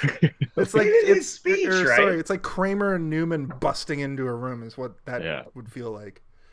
The speech of the priest was like, I've been hunting darkness for 28 years. You're like, I mean, like, since he was a child, like, it's good track. Yeah. Are you hunting Michael Myers? And then he disappeared. And you're like, what? Well, there was the moment where like Loomis realizes that he's hunting darkness, but I'm hunting darkness, but is it the same darkness? No. But it should have been this. Like, why the fuck not? That's cool. Like a psychiatrist who's dealt with a crazy serial killer teaming up with an insane alcoholic priest whose like entire car is covered in bumper stickers about loving Jesus. Loving Jesus and God. That's cool and which was fun. the style at the time, but also a devout Christian at Not that on the time. inside of your car. No, On the I know. outside. A devout Christian at the time would be like, ooh, that's a little much. I'm skipping over a little bit. I loved his stickers inside, though. It is funny that they're inside because it's like it's inside almost he had the stickers. It's the best. Yeah, it like imagine like he even understands his craziness, right? Where he's like, I'm so crazy that I would put these all over my car, but then everyone will think I'm crazy, so I'm just gonna put them everywhere inside my car. So like the entire inside of his car is covered in Jesus bumper stickers. Once they're inside, there's nothing they can do. Yeah, nothing. And then he's drinking whiskey. I assume it's some sort of bourbon. Like they're Loomis takes a drink just like, "Meh." I mean, I'm hunting a guy. No, he takes a drink, and he at first you're like, is he gonna hate it? And he's like, yeah, let's go. Let's hunt Michael Myers. So he shows up to the police station fucking hammered. Smelling like bourbon. Yeah. And when you were Michael Myers is joking, coming. when you were joking It's been 10 years. in the chat, Steve, earlier, was Donald Pleasence known to be drunk on set kind of a guy? Because when he grabs Jamie and he's yelling at her in the ear when she like you're like when he that finds girl her, is like getting drunk. yeah, like does it just smell like your drunk uncle like Yeah. yelling in his face? Oh, also there was another funny thing. It was okay. So like they were filming in a very hot area, so like he would wear a hat, one of those like railroad style hats, a snap front hat, like that they snap down or whatever. Yeah. And there was one day that they filmed for like 6 hours, and like everyone was so hot, or so cold that they forgot to ask him to take it off. So they filmed for 6 hours with him wearing this hat. And they just didn't ask him to take it off because everyone was like, it's so cold. Like, and they just didn't ask him. And then, what's his name? The producer, Mustafa Akkad or whatever, showed up and he's like, what the fuck, you wearing this hat? Like, none of the scenes are going to make any sense. You can't just have the hat, not have the hat, have the hat, not have the hat. He didn't even put the hat on. Yeah. So they had to like refilm a whole day of like shooting because he was just wearing this hat. And he's That's- like, I thought all the same shots were gonna happen tonight. It's like, It's no, coming right out of the man. cocaine budget. Yeah. Good time. But So- also, you can, if you look at the movie, you can see a couple scenes that he's got this like A little band mark on his head. That's Yeah, sweet. yeah. I'm skipping over some stuff here because we already talked about it.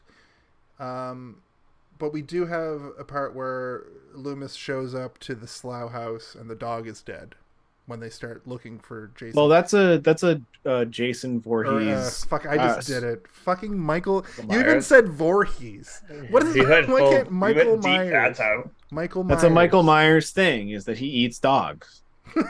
He eats dogs. He does. That's a thing that he does in like a bunch of movies. They'll find a dead dog, and then people will be like, I think he ate killed some of this dogs, dog. What right? the fuck? Shit. I didn't You realize guys don't know Killed that? That's a dogs, Michael right? Myers No. thing. He eats dogs. Yeah, if he finds a dog, he eats it. That's when he's hungry, he'll eat your dog. Like we gotta like pull up a graphic. We can Google search. Well, the- okay, right? the first movie he eats a Does dog. Michael Myers eat Well, he dogs? kills a dog in the first movie, and it's maimed. Is it implied that he's No, eaten some what of it? happens is they walk into a house and they find a dead dog, and then they say, "Oh my god, he killed the dog," and then the other guy says he got hungry, and then that is where the lore is Oh, that okay. he eats dogs. Um, Listen, I can look it up right now. All right, let's move on because I got a dog and I'm scared. Yeah, Yeah. Mark's like looking at his I'm dog, broken. and he's like, and Mark's like, I'm getting hungry over here. so during all of Oh, I'm this, scared somebody's gonna eat my dog. the lights go out because we talked about how Michael Myers throws Bucky onto a transformer. During all of this, Can I though- just say one thing? yeah, of course. I typed into Google, Google. does Michael Myers eat dogs? And it said, yes. In the first Halloween film, Michael eats a dog because he was hungry. And then he goes on to eat several more dogs in the films coming afterwards. They don't go into why he eats the dogs until Halloween H2O, where we see him eat a rat carcass. that doesn't It's not a explain why he dog. ate a dog. Yeah. Michael was 6 the first time he ate a dog. Okay, there's too much information here. Okay. Anyway, he eats dogs and Okay. animals. I like that. I like that theory. That's like got a lot of weight to it. During all of this, it's nighttime. There's the whole like subplot where Jamie doesn't want to go trick or treating, then she wants to go trick or treating, then she does, and then she does. She ends up going. The kids who are making fun of her actually kind of are like, "Oh, the whole thing is weird." Well, do you guys just one sec. They make fun of her for not wanting to trick or treat because Michael Myers is her uncle. The second that she shows up, and they keep kind of alluding to, just go trick or treating and everything will be fine. And then she goes trick or treating, and the kids immediately take her in. But the second Rachel looks the felt other bad. way, which is crazy because they're bullies. Second Rachel looks away, she goes off with them, disappears. There's a couple beats in this movie where Jamie's just missing, which is just like to create suspense and thrill, I guess. But during all of this, Jamie's not around, and this is when Michael Myers sees Rachel for the first time. And she almost eats when she climbs that fence to jump to the other side after she almost fucking just dies right there, just by herself, on her own accord, by accident. She almost eats shit off that fence so bad, He does almost die. like for real too. Like I'm like, oh god, like did they not use a stunt person for that? Like you climb that fence. They didn't always have him on call. They're like, listen, you gotta climb this fence. And she's like, "Is my stunt though?" No, but Stunt my double. agent Here, says I can't. It's a Just fence. Here, That's do it. this You want cocaine. the cocaine budget or you want the stunt double? Yes. Yeah. Mark is right. Okay, fine. I'll jump the. She's cliff. like, I'll take the Fine. cocaine budget. God damn But it. let me do the cocaine before I jump the fence. Yeah, and then that's she almost right. fucking dies. That's why she almost died. Exactly. She got too into it because she was so high on cocaine. So Rachel finally finds Jamie, and then the police find them, and this is where we get the scene where they're at the car, and then multiple Michael Myers show up because for some reason the out of control teens in this town love dressing up as Michael Myers. It happens in the second movie as well. They love dressing up as him and just. Hey man, do you remember 9/11? Did you dress up as 9/11 in 2020? Yeah, I made 2002? 2 little cardboard things on my arms, and I a plane on each eyeball. Anyway, No, I'm just kidding. But Also, you're equating Michael Myers, who's killed like 70 people total, to 9/11. Which you I telling love. me that Michael Myers would not? Wow. I'm pretty sure he would. If Michael Myers had to do with the third one and all those No, children died, no. could have been a lot of people. What I'm Do you saying? think jet fuel can melt Michael Myers? Ding ding ding ding ding ding ding ding ding ding ding. He like leans up, covered in jet fuel. Well, I mean, normal fuel didn't, right? True. He got lit on fire. Yeah, he gets He lit on did. fire pretty good. and he in the doesn't have that second many one. burns. No, he just got that weird hand that makes it so he can A tiny, transfer. he's got a his couple powers. burns on his hands. Yeah. The one hand that he Oh chose. God. I had a have- thing I was gonna say, but I can't remember now. Was the real Michael Myers was there during that, right? That's the impression I got. Yeah, he said, "I don't really know how I feel about my name being associated with this, With but 9/11. I am making another Michael Myers movie right now. Yeah, baby." Yeah, so they go back to the police station. We talked about that. It's all fucked up. What the hell are we dealing with? Evil. Donald Pleasence with the He's fucking- evil. He's evil on two legs. The rednecks show up to the police station. They aren't happy. Again, Al, the doctor incites a death. Yeah. We find out Al lost his Brother. kid to Michael. One of the kids in the first movie was, I don't know, Al's kid. Loomis's create a lynch mob, essentially, by accident and on purpose, I'd say. And they may be the only guys that can help. Or die comically one by one, which they don't. I wrote down that I thought that they were, like, I'm waiting for this fucking group of shitty rednecks to just get sliced and diced. But I also kind of like that they were like, "Fuck this, man! He killed the whole police station. Like, let's get the fuck out of here." I even wrote, I hope Michael does something fucked up to the rednecks. He does. Kind of. He rips a guy's face off. While That's he's true. All I could think Oh yeah, he quickly- does kill them all one by one, technically. Yeah. Most of All them. I could think was when he was in that police station, like after he killed it, they went back and they're like, "Oh my god!" I was like, "This also looks like Rambo #1." Yeah. And I was like, "Those two guys together in a police station, we got some real problems." I really hate the poing sound of the 80s, like gunshots. Like it's like ba, ba, ba, ba, pew. It's Well, that when they're sound all from- shooting at the guy in the bushes, it's like every kind of like standard stock noise. Like, Yeah. I know it's supposed to be like a ricochet, but Yeah. yeah. But you don't hear any like, "Oh, I'm being shot to death," because they're like, it's supposed to be Michael Myers. Brady and the blonde babe get bang. I wrote she has massive cans. All the policemen show up right at that moment, right before he gets his nut. She keeps saying, like, if my father comes home, he comes home with the whole police force. Foreshadowing much? He jams all his clothes onto his body, and she just She does nothing. She does- She she stuffs just her puts- bra into a puts her shirt over her fucking massive and stuffs her bra into the bags. couch. Yeah. So that like, you know, Listen, the Yeah, he would have gotten in trouble, but Daddy had some other problems. Yeah. but also Daddy knew what was going on. Yeah. Yeah, and he had some other problems going on. Brady Yeah. was edging in the A murder. corner. Well, That was like one of the moments that I was like, this is good, because he was like, "Brady, you know how to use a gun?" He's like, "I do, sir." And he's like, "All right, take this and take all these fucking bullets. And also, if I ever catch you groping my daughter again, I'll fucking shoot you to death." And Brady's like, "Okay, I'll But go at up the to the same attic, sir." time, refuses to tell him what's going on. What's happening? I'll explain to you later. Just go upstairs with his shotgun. start nailing shut okay. closed. Go out on the roof and start nailing shut closed. I Which think he he's didn't trying do. to. Oh, he did too. I mean, logically, he got there way in advance, so he's like, we can lock this place down before he shows up.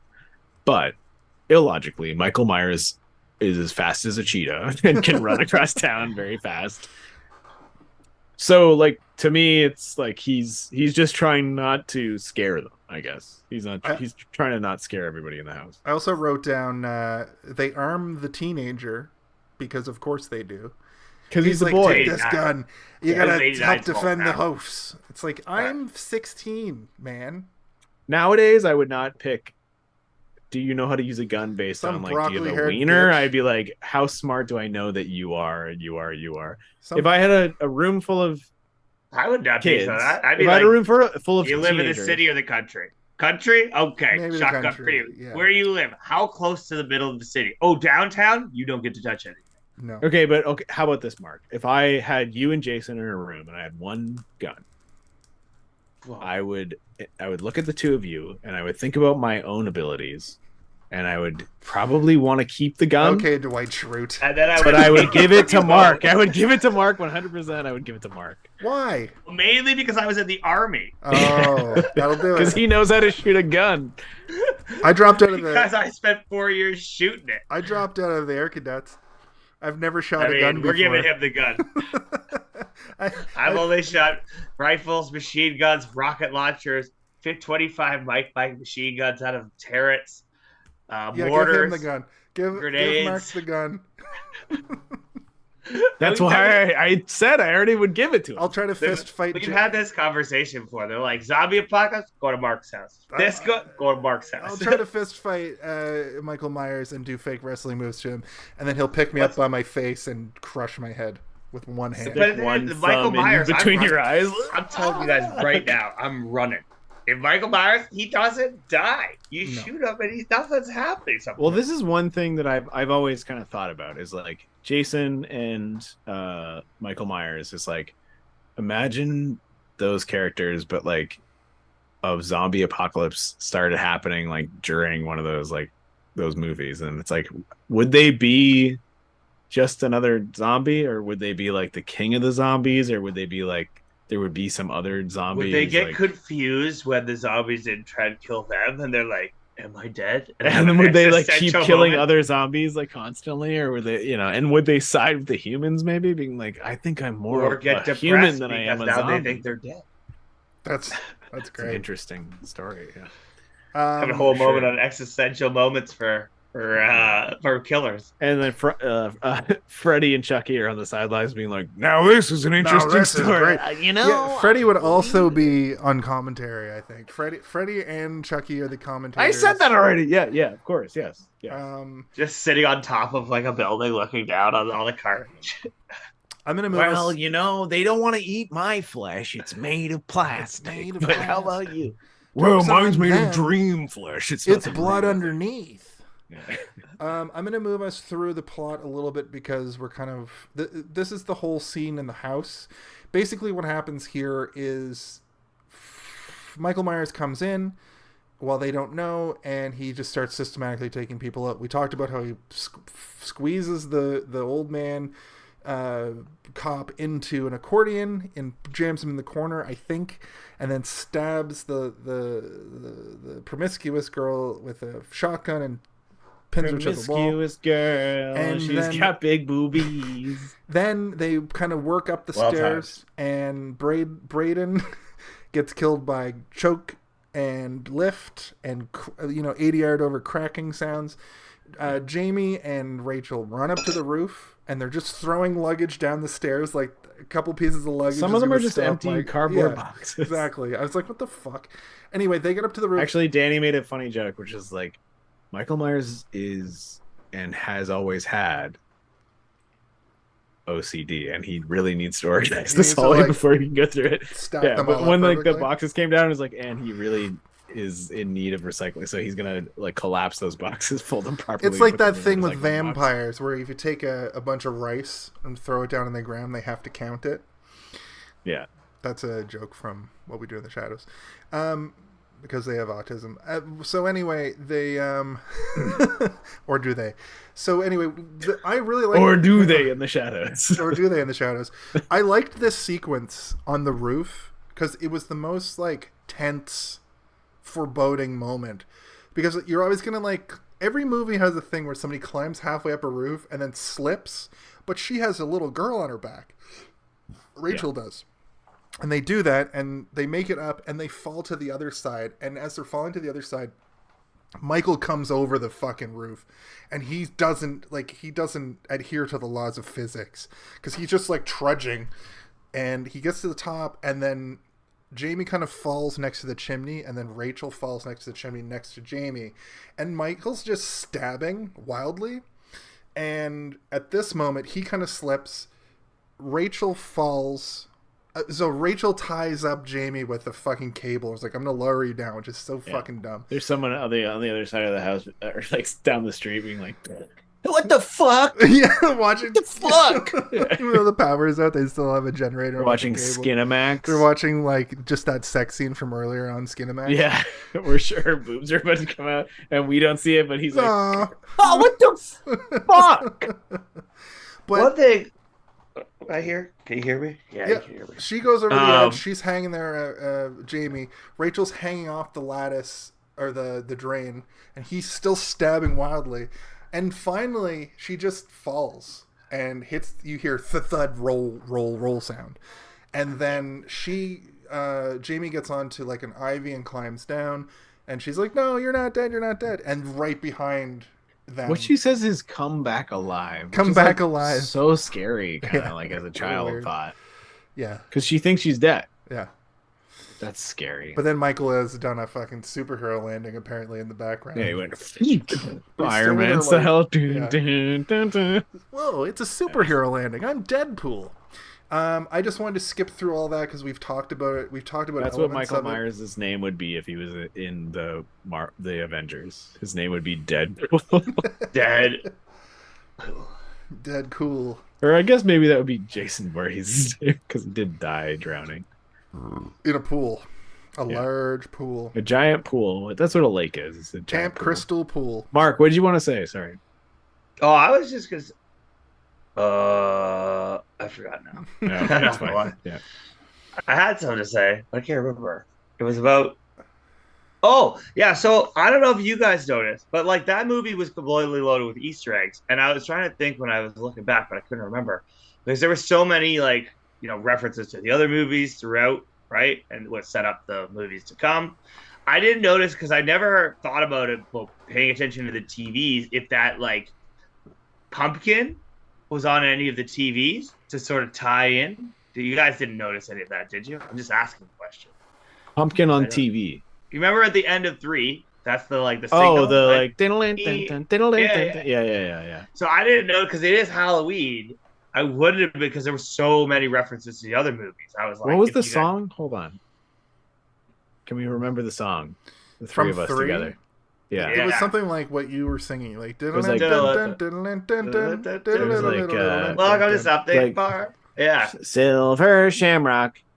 yeah, Is like how it ended. yes. So I was just like, because they had so many references. 3 more to the days other to movies. Halloween, Oh, Halloween, yeah. Halloween. 3 more days to And every Halloween, day was Silver counting down. Shamrock. Right. There we go. We didn't hear Awesome. that song, but I was wondering if maybe anybody's like noticed it might have been on one of the TVs, just because I that don't would have been know. a cool tie-in. I don't know if they would have. I think this movie is a soft reboot of the whole franchise, so they're probably trying to get away from that as much as possible. No, it's not. It's a continuation of the second movie. I know, What but are you it's a talking soft reboot to like to continue to like change how things are. They're retconning the third one out with this movie, in my opinion. about? Oh, okay. That's not Yeah. a soft Okay. reboot. That's just continuing from where the Okay, other thing okay, left off. fair enough. Let us carry on. She Uh, runs into the school with Buddy. She runs into the school with Buddy, and And he's then- like, "Where's the schoolhouse?" And she's like, "What the fuck is a schoolhouse?" And he's like, "It's the house where you learn." He's like, Mean school? And she's like a school? Yes. Where's the school? It's over there. Okay, And then he let's go." unloads. And then he unloads like his whole clip on the door. into the door That's one thing that I to did try and notice. unlock the door. Boom, boom, boom, boom, boom, boom, boom. And I Well, was they like, do oh. that. They do that twice within 10 minutes. I made a note of that. They try to escape the house with all the doors locked, and Brady's like trying to blow It's the like, it's fucking metal. door open. It's What metal. does that mean? That's stupid. But the director was like, you know what? We're still gonna open a door. So they Resident Evil, like Loomis Resident Evil style, opens a door by shooting the fucking the lock off. That's how they get in the school. The alarm immediately goes off. Paying credence. Well, to that was your- his plan. He Paying did that on credence to purpose. Mark's theory, though, that like he knew that the alarm's gonna go off, so we tracked Michael Myers over here to finish the job. No guesswork for Michael Myers. Yeah, I Oh, thought we were gonna right, get right, another right. cool scene like in 2 where they're in a room with like a spinning blade and fire or whatever. I really wanted to see some sort of crazy ending like that again. Like a Exactly. Saw ending. And two, when I watched two, I'm like, oh man, this guy, he lit him on fire. He got lit on fire in turn. Ultimate sacrifice. Man, Yeah. he's the man. But this way, he just gets thrown out a window. Yeah, and You're just like, oh. he shows up almost immediately. He cheetahs over, throws Loomis through a fucking glass window. Yeah. And then we You're like, is it a second floor window? Is it? Were we supposed to believe it? And then he just shows up later with some cuts on his a face. couple of Like, cuts oh, on no! his face. No, it's the same Burns. He just has two of them now. He's He like, just oh. ripped him open. But we do get the great final girl moment where Rachel isn't dead, even though she fell off a 2-story house, and hits him with a fucking. You think I'm going to say some sort of weapon, but nope, fire extinguisher. But that's the thing; that's what you got. You got to think outside the box to slow down familiar killers. You can't just come up and try to punch them in the face. You got to distract them or knock them out.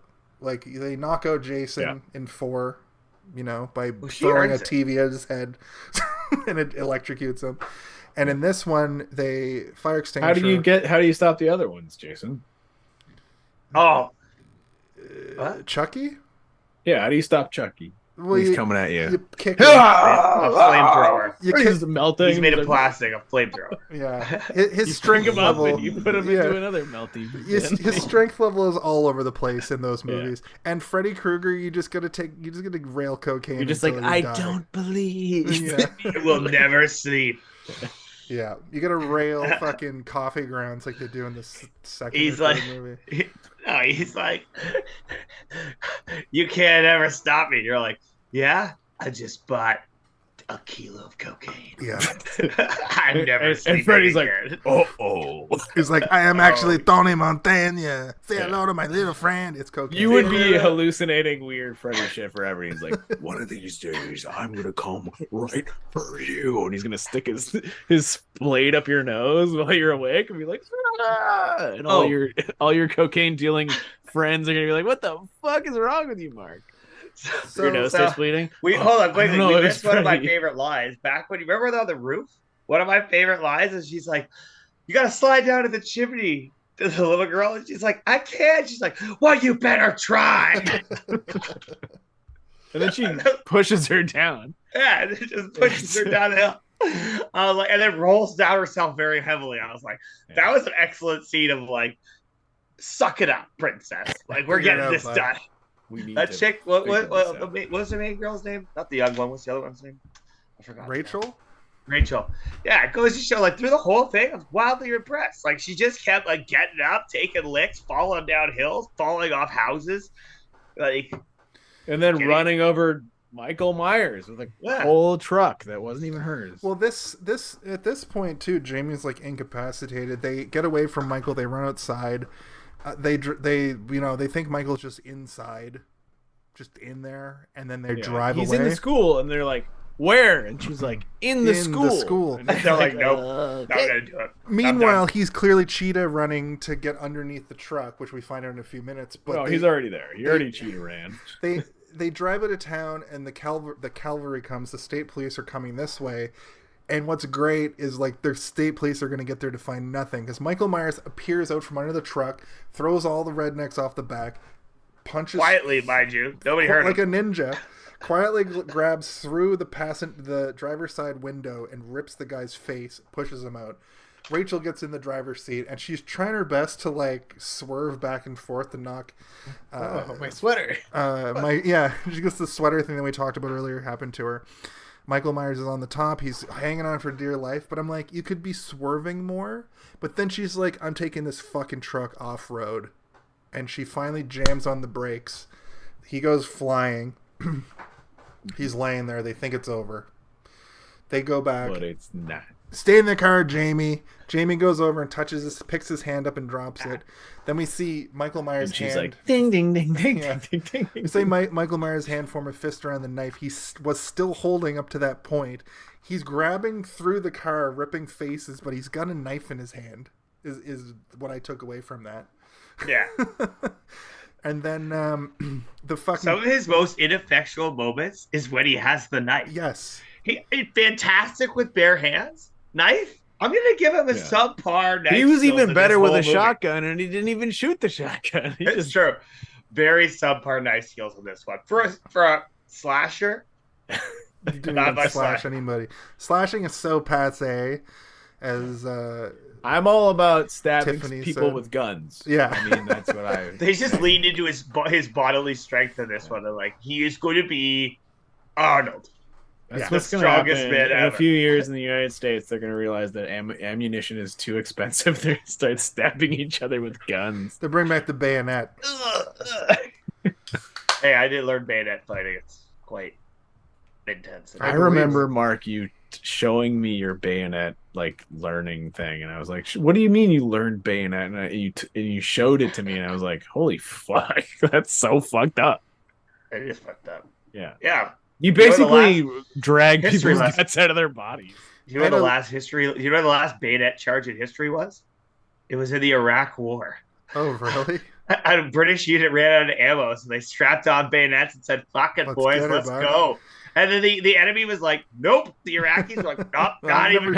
Nope." They had ammo, and they were like, "Not even. No, we're these not guys are even gonna doing stab us with their I'm out with spiky that. guns. These guys are gonna charge us with bayonets. We're not playing." I had a Yeah. lyric in a song when I was in high school to a song that went, bayonet kill, bayonet stab, bayonet thrill, bayonet dad. And the song was called Son of Bayonet, and our band was called Shotgun Doctor. And I wasn't in high school, I was 21. Anyway, moving on, Michael Myers The gets up. cover of the CD album was like a dad like this. No, it He wasn't. had a giant knife head. You're dressed like a Bayonet famous dad. dad right now also, so you doing that was perfect. The album was I am called Bayonet Dad. The album was called Okie 10% dokie. Terror, actually, by Shotgun Doctor. So at this By point, Spotify, Michael, Apple Music. fuck, I should upload those songs because they're not bad. Michael Myers stands up, and then the firing squad shows up, and we get a great scene of them just unloading every kind of gun into him too. And he's like doing these kind of like, Yeah. like, you know, when people are like getting hit by squibs and they're like really overplaying it. Everything around him is exploding because Yeah. they're just giving it. yeah, the guy with the fucking automatic rifle on the front. Well, is that's when they're still. This is what I mean when they're still trying to play him like he's not magical, because he isn't really magical at this point. He's still like a human being, but when he's like and he's like feeling pain, it's like, no, he shouldn't feel. He should just be like and like walking, and then maybe he starts to like go backwards because he's like, oh, I can't, this is hurting, and then he like, well, he's like then a he boss. falls back. He's like a boss in a But video game. You got to push back. There was a lot of into firepower. You got to push them back into the magma. I know, but him being like He stood up while he was getting shot in the chest with like 15 guns at once. I know. I feel like maybe it was like that was my dog. there I wasn't stepped on there him. wasn't a because there wasn't a uniformed idea of what should happen here, is what I felt. Because like he falls into the hole, which is very cool, and all the shit falls onto him, which is very cool. Yep. But him getting shot seemed like 5 or 6 people kind of deciding like what that was. It almost would be cooler if he got smacked again with the car into the hole. Yeah, Or just right away. but I He mean, gets launched Fell through that down hole. yeah. Everything falls on him. He's done. I mean, seriously, he did get smoked by a car. it's true. I thought she was going Rock. to run him over, which would have been crazy too. They also You're very right, Jason. I thought there was the old back up and drive over coming. That's what you got to do. Yeah. I was all about that. If she had to We do it were over sadly again, disappointed on that. that's the final scene of the movie, and then the credits are rolling as she's fucking. Yeah, she's just continuously like, she gets his like the back tire on his head, and she's like, the Michael Myers mask gets ripped off, Or just like you see the Michael Myers mask go flying in the back, but it's like, but no, that's and not then it what goes happens. ding ding ding ding ding ding That's ding. not what ding, happens. That's not what happens. Oh, He falls I thought that's what backwards happened. into the Yeah, it did. perfectly placed well. He falls into the well. The well then collapses on itself as we And talked all the about blankets around, Yeah, brought all in the all the weird grass and blankets. stuff around it. Yeah. earlier, which was a weird Yeah. set piece design choice that they definitely made there. And then they go back to the house. They're all like, Rachel is looking off into the distance, traumatized, like every Friday the 13th final girl has that look at the end. And the mom's like, I'm going to draw a bath. And she goes upstairs and with Jamie, and Jamie, there's a scream. But we do get this great POV shot. We think Michael Myers is back going down the hallway. I mean, no one thinks it. I thought it was Michael Myers. I don't know how You thought it was Michael Myers? Come on. I don't know how this movie Jason, ends. I think better of you to think that you thought that for real. Crazy shit has happened in this movie so many times. The first time I watched it, I thought it was You didn't Michael think Myers. the girl who's related to Michael Myers, who is like When I was a lost kid, her no. mind, could be First the time killer? around? Was this your first time, Jason? It was my first time seeing this movie. Yeah. See, first time around when I was a kid, I thought That's it what was that Michael scene's Myers. meant to be. Jason's not a kid. He's a full-grown adult man. No, that's true. If you actually look at the camera That's angle, true, Jason. it You is. are a full-grown adult man. I was watching the camera angle since I knew that this time I was around I curious knew, and about if you this. actually watch it, they're at the level. They're of, at the like, level? Okay. The Anyway, the mask Short. comes down over Short. the eyes of, it turns She out also to be never Jamie. took that thing off the whole movie. Yeah. So the whole movie, I was like, she's gonna put it on, and it's gonna be like a ding ding ding ding. It's gonna I've be seen something. this movie before. now that would No, I honestly, when I was watching it, I was like, have I seen this before? Like the whole movie, I was like, I don't know if I've seen this before. So anyway, But- she kills the mom, and then we get that great scene where Loomis is like, fucking kill her, and the police officer's like, don't do it, I want to do it. I think the best part about that scene is that Loomis is like, he's not saying anything. He's just like, no, no. Like he's just like yelling no. Because he's horrified that the evil that was in Michael has now passed she super? into her. Yeah. Is she the new? And he's Is like, she the new? we gotta fucking kill her right now. I mean, with the She'll mask, be the you never see new his face. She Michael. could theoretically just be the new Michael. He could be dead. He just becomes the next Michael. Well, He just isn't. that's two movies in this particular Grimoire where it ends with the successor being some kid. But I also think that like what you guys were saying earlier about if he was part of the evil, right? Wouldn't it be so cool if like he killed somebody in one of the movies and realized that he's the evil and like sees himself in the mirror and is like, and then just like like kills himself at the end and then like That would be pretty He'd cool. stab his own Yeah. head with the gun. He wouldn't shoot himself in the yeah, head. he's like ding ding ding ding ding ding ding ding ding ding. So That would be cool, yeah. in a lot of ways, that was Halloween 4. Before we go into our final thoughts, I would like to play a little game. Okay? I'd like to play a game We with want you. to play a game. Oh, So there's a thing that comes up at the end of every movie. And what it is the Motion Picture Association. What's it? M Motion Picture something authority, right? The Motion Picture Association of America. Yeah, anyway, they rate all the The movies. American Motion Picture Association of America. There's the MPAA rating. They're all given a number. And I just want to try this out. I know the number for the end. I know what number this movie is. Okay? Okay. It's 5 numbers. If you had to guess, if number 1 movie was created in like the 30s, what is the MPAA rating for this? Is the first film? number 4? No. Is it 5? No. Is it 2? 6,842. 6,842. Wait, did you say? What did you say? Did we talk about the numbers in order of movies made? Yes. What's So it's probably it's probably 20,468. 24,068? 20,468. 20,468. What do you say, Steve? Well, is it close to what he said? It's closer. Just went shot in the dark. It's closer. It's close. Mark's like- to what he said. To what Mark said. Remember that army shit? It's close? It's close-ish. It's not. He talked about 24,000, so that'll be higher than 24,000 is closer. without Than what going I said. over. Yeah. All right.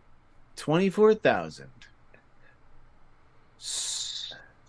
Are we playing Price is Right rules? So if he goes Yeah. over, I win. You guys each get 2 more guesses. 24,601. No. Okay. Your guess, Mark. 28,762. Okay. Mark is now the closest. 28,969. No. You both... 29,584. Ooh. You're over. Oh, shit. Steve, final guess. 29 4 29. Oh. 6. Well, you've both gone over, but you got exceedingly close. The Okay, good. MPAA rating for this movie is 29,324. That's amazing. That we were at 29,000 movies in the 80s. Everyone. In the late 80s. MPAA. Wow. There. I played my Yeah, game. wow. I played my game. I did my... That was a fun game. That's that really fun? cool. I'd play that one every time. That's really cool. I think it works. Also, Because you guys will get better because you'll be like, okay, if 29 was in the 80s, people will start getting. I can never Steve, play it, though. Steve, Is the thing that sucks. the guest is screwed once Steve gets going. That's true. Once I learn the errors of my ways. Yeah. Okay, so I'm going to move on to final thoughts now. If you guys don't have any additional things that you want to add, I've covered all my notes. I think I'm good. I think those are all the things I wanted to talk about. Okay, let's do final thoughts. All right, let's do So it. final thoughts. How are we doing? Like our overall feelings, or like It's rating time it, for our final and then our thoughts. final thoughts. But before we get to our final thoughts, there is a little segment that we do on this show called The Home Alone of It All.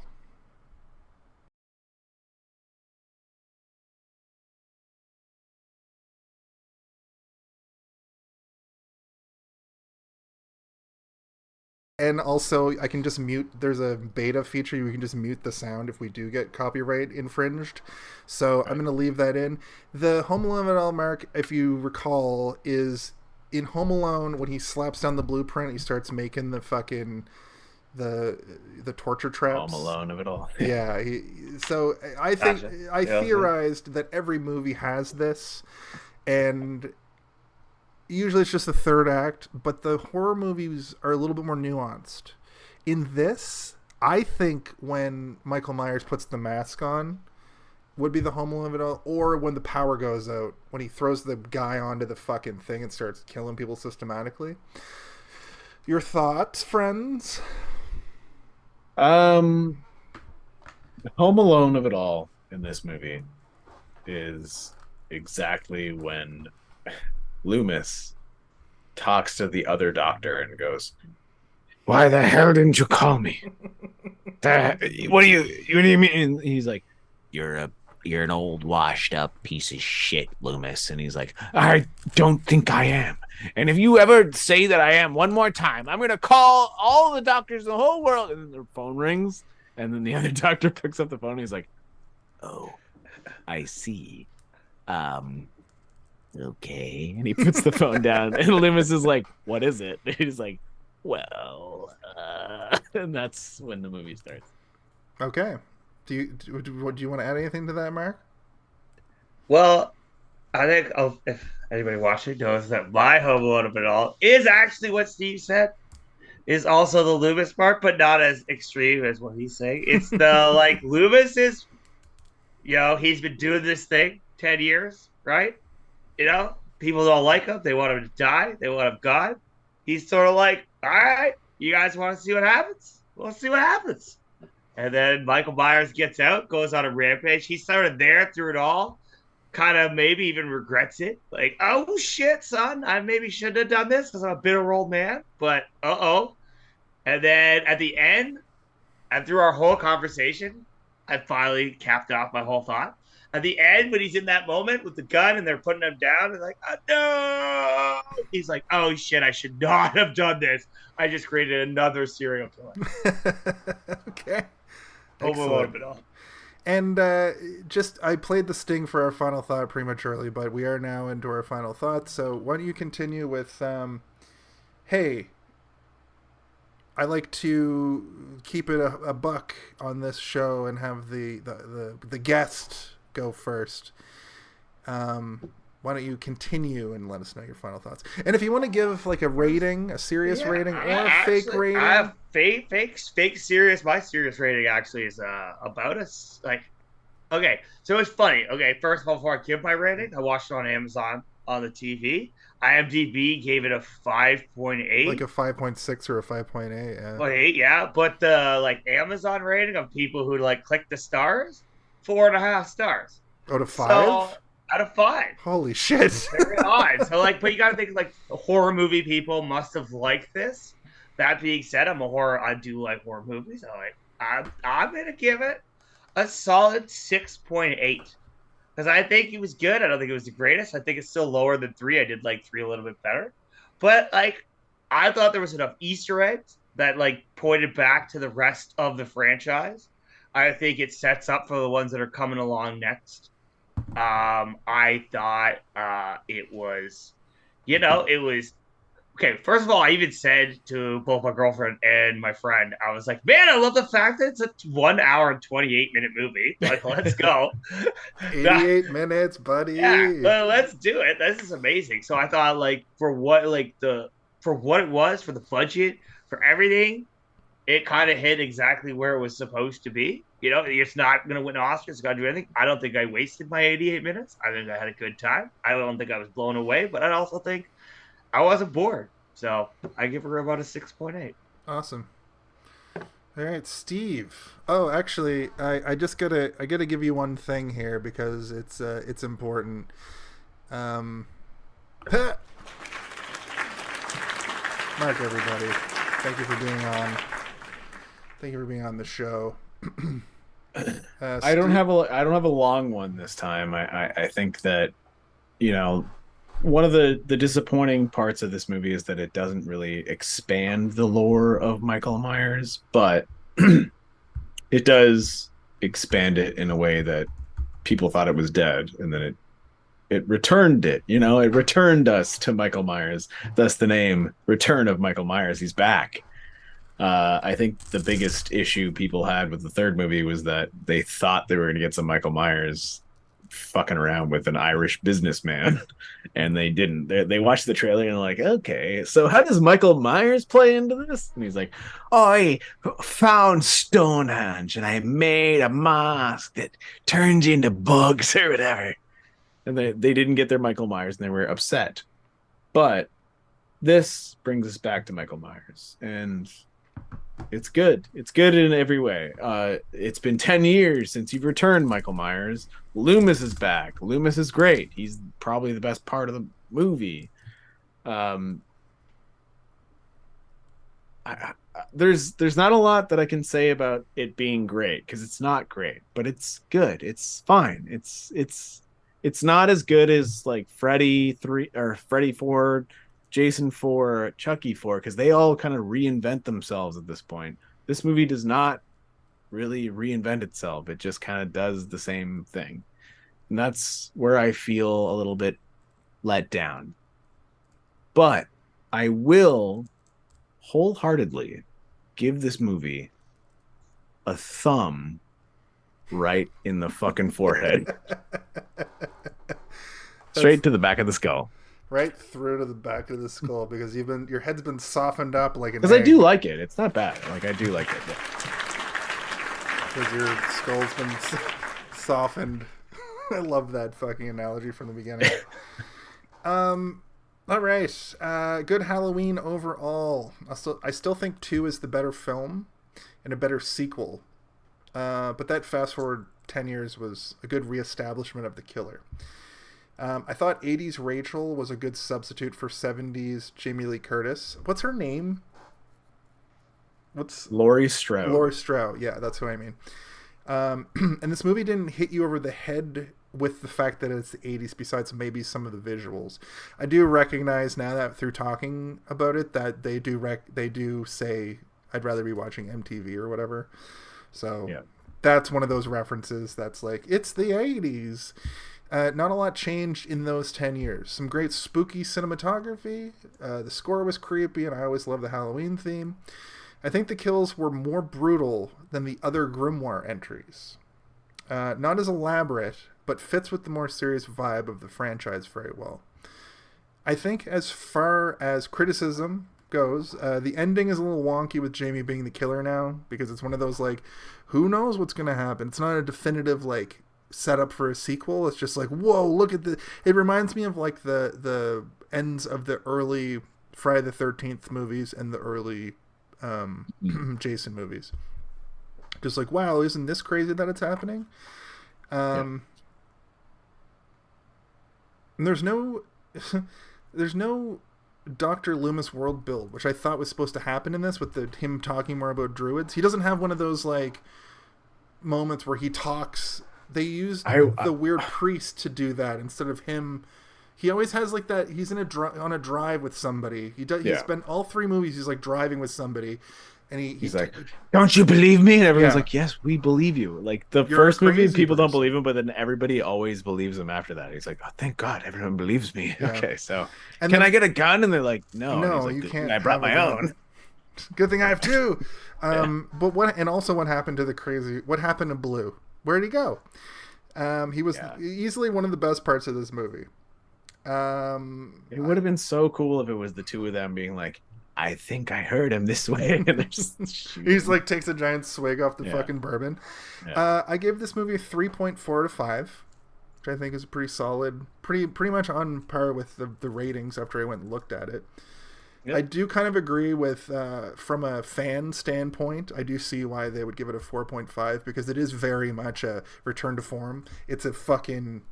But Michael's kind of ineffectual besides just, like, grabbing somebody and, like, murdering them, like, just squeezing them until their life is gone. I also give this movie a white mask spray painted out of a hockey mask with the cut on the wrong side. And if you don't know what that means, neither do I.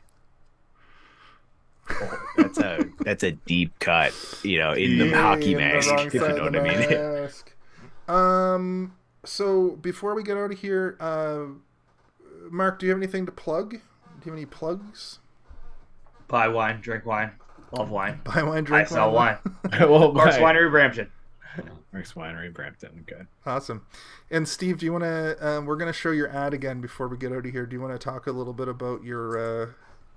It's called Confirm Exile. It's a game that I have been working on for quite some time. If you don't know who I am, I've been working in escape games and board games for 10 years, and I've decided to try and make my own. So if you have the time and you have the money, at least look. And if you don't want to support, that's fine. But if you have the money to support, then support, baby. It'll make me feel great. It's good. It's a good game. You're gonna like it. Confirm Exile. I will let everybody know. I want to start doing this in the show, so you can find us on most social media. Actually, you can find us on all social media at Hey Did You See This One. Check out we're now on Apple Podcasts. You can find us on Spotify, Anchor.fm/Hey Did You See This One. The first 40 episodes are now up. On YouTube, you can find, I think, 75 of our live stream / broadcasts. You can find me on all social media at SpiderHero9000. Steve's at Boba Blackfly. Mark doesn't really use social media, I've noticed, but it's... I'm more of a personal guy, but if you want to find my business, it's at Cork's Winery Brampton or at Nordemann-Keller. Excellent. Once again, Mark, thank you for coming back on. You're always a wealth of knowledge for horror, and if you want to come on for, and we love you. Yeah, we love you. Thanks for having me, guys. You're a great chat. I like talking to you. I think this is good. Let's do some sci-fi sometime. Wow, man, I would love to do some sci-fi. Anything. The entire Aliens trilogy. Oh, dude. That's part of the next Grimoire, man. Yeah, that would be a good. The Aliens are the best. That'd be a good whole month. Resurrection would be the 4th one, I think, and that, that goes crazy. So I do have to ask the question that we ask each and every week, and I am actually going to let Mark ask the question that we ask each and every week. And Mark, what's that question? Hey, have you seen this one? Are we okay.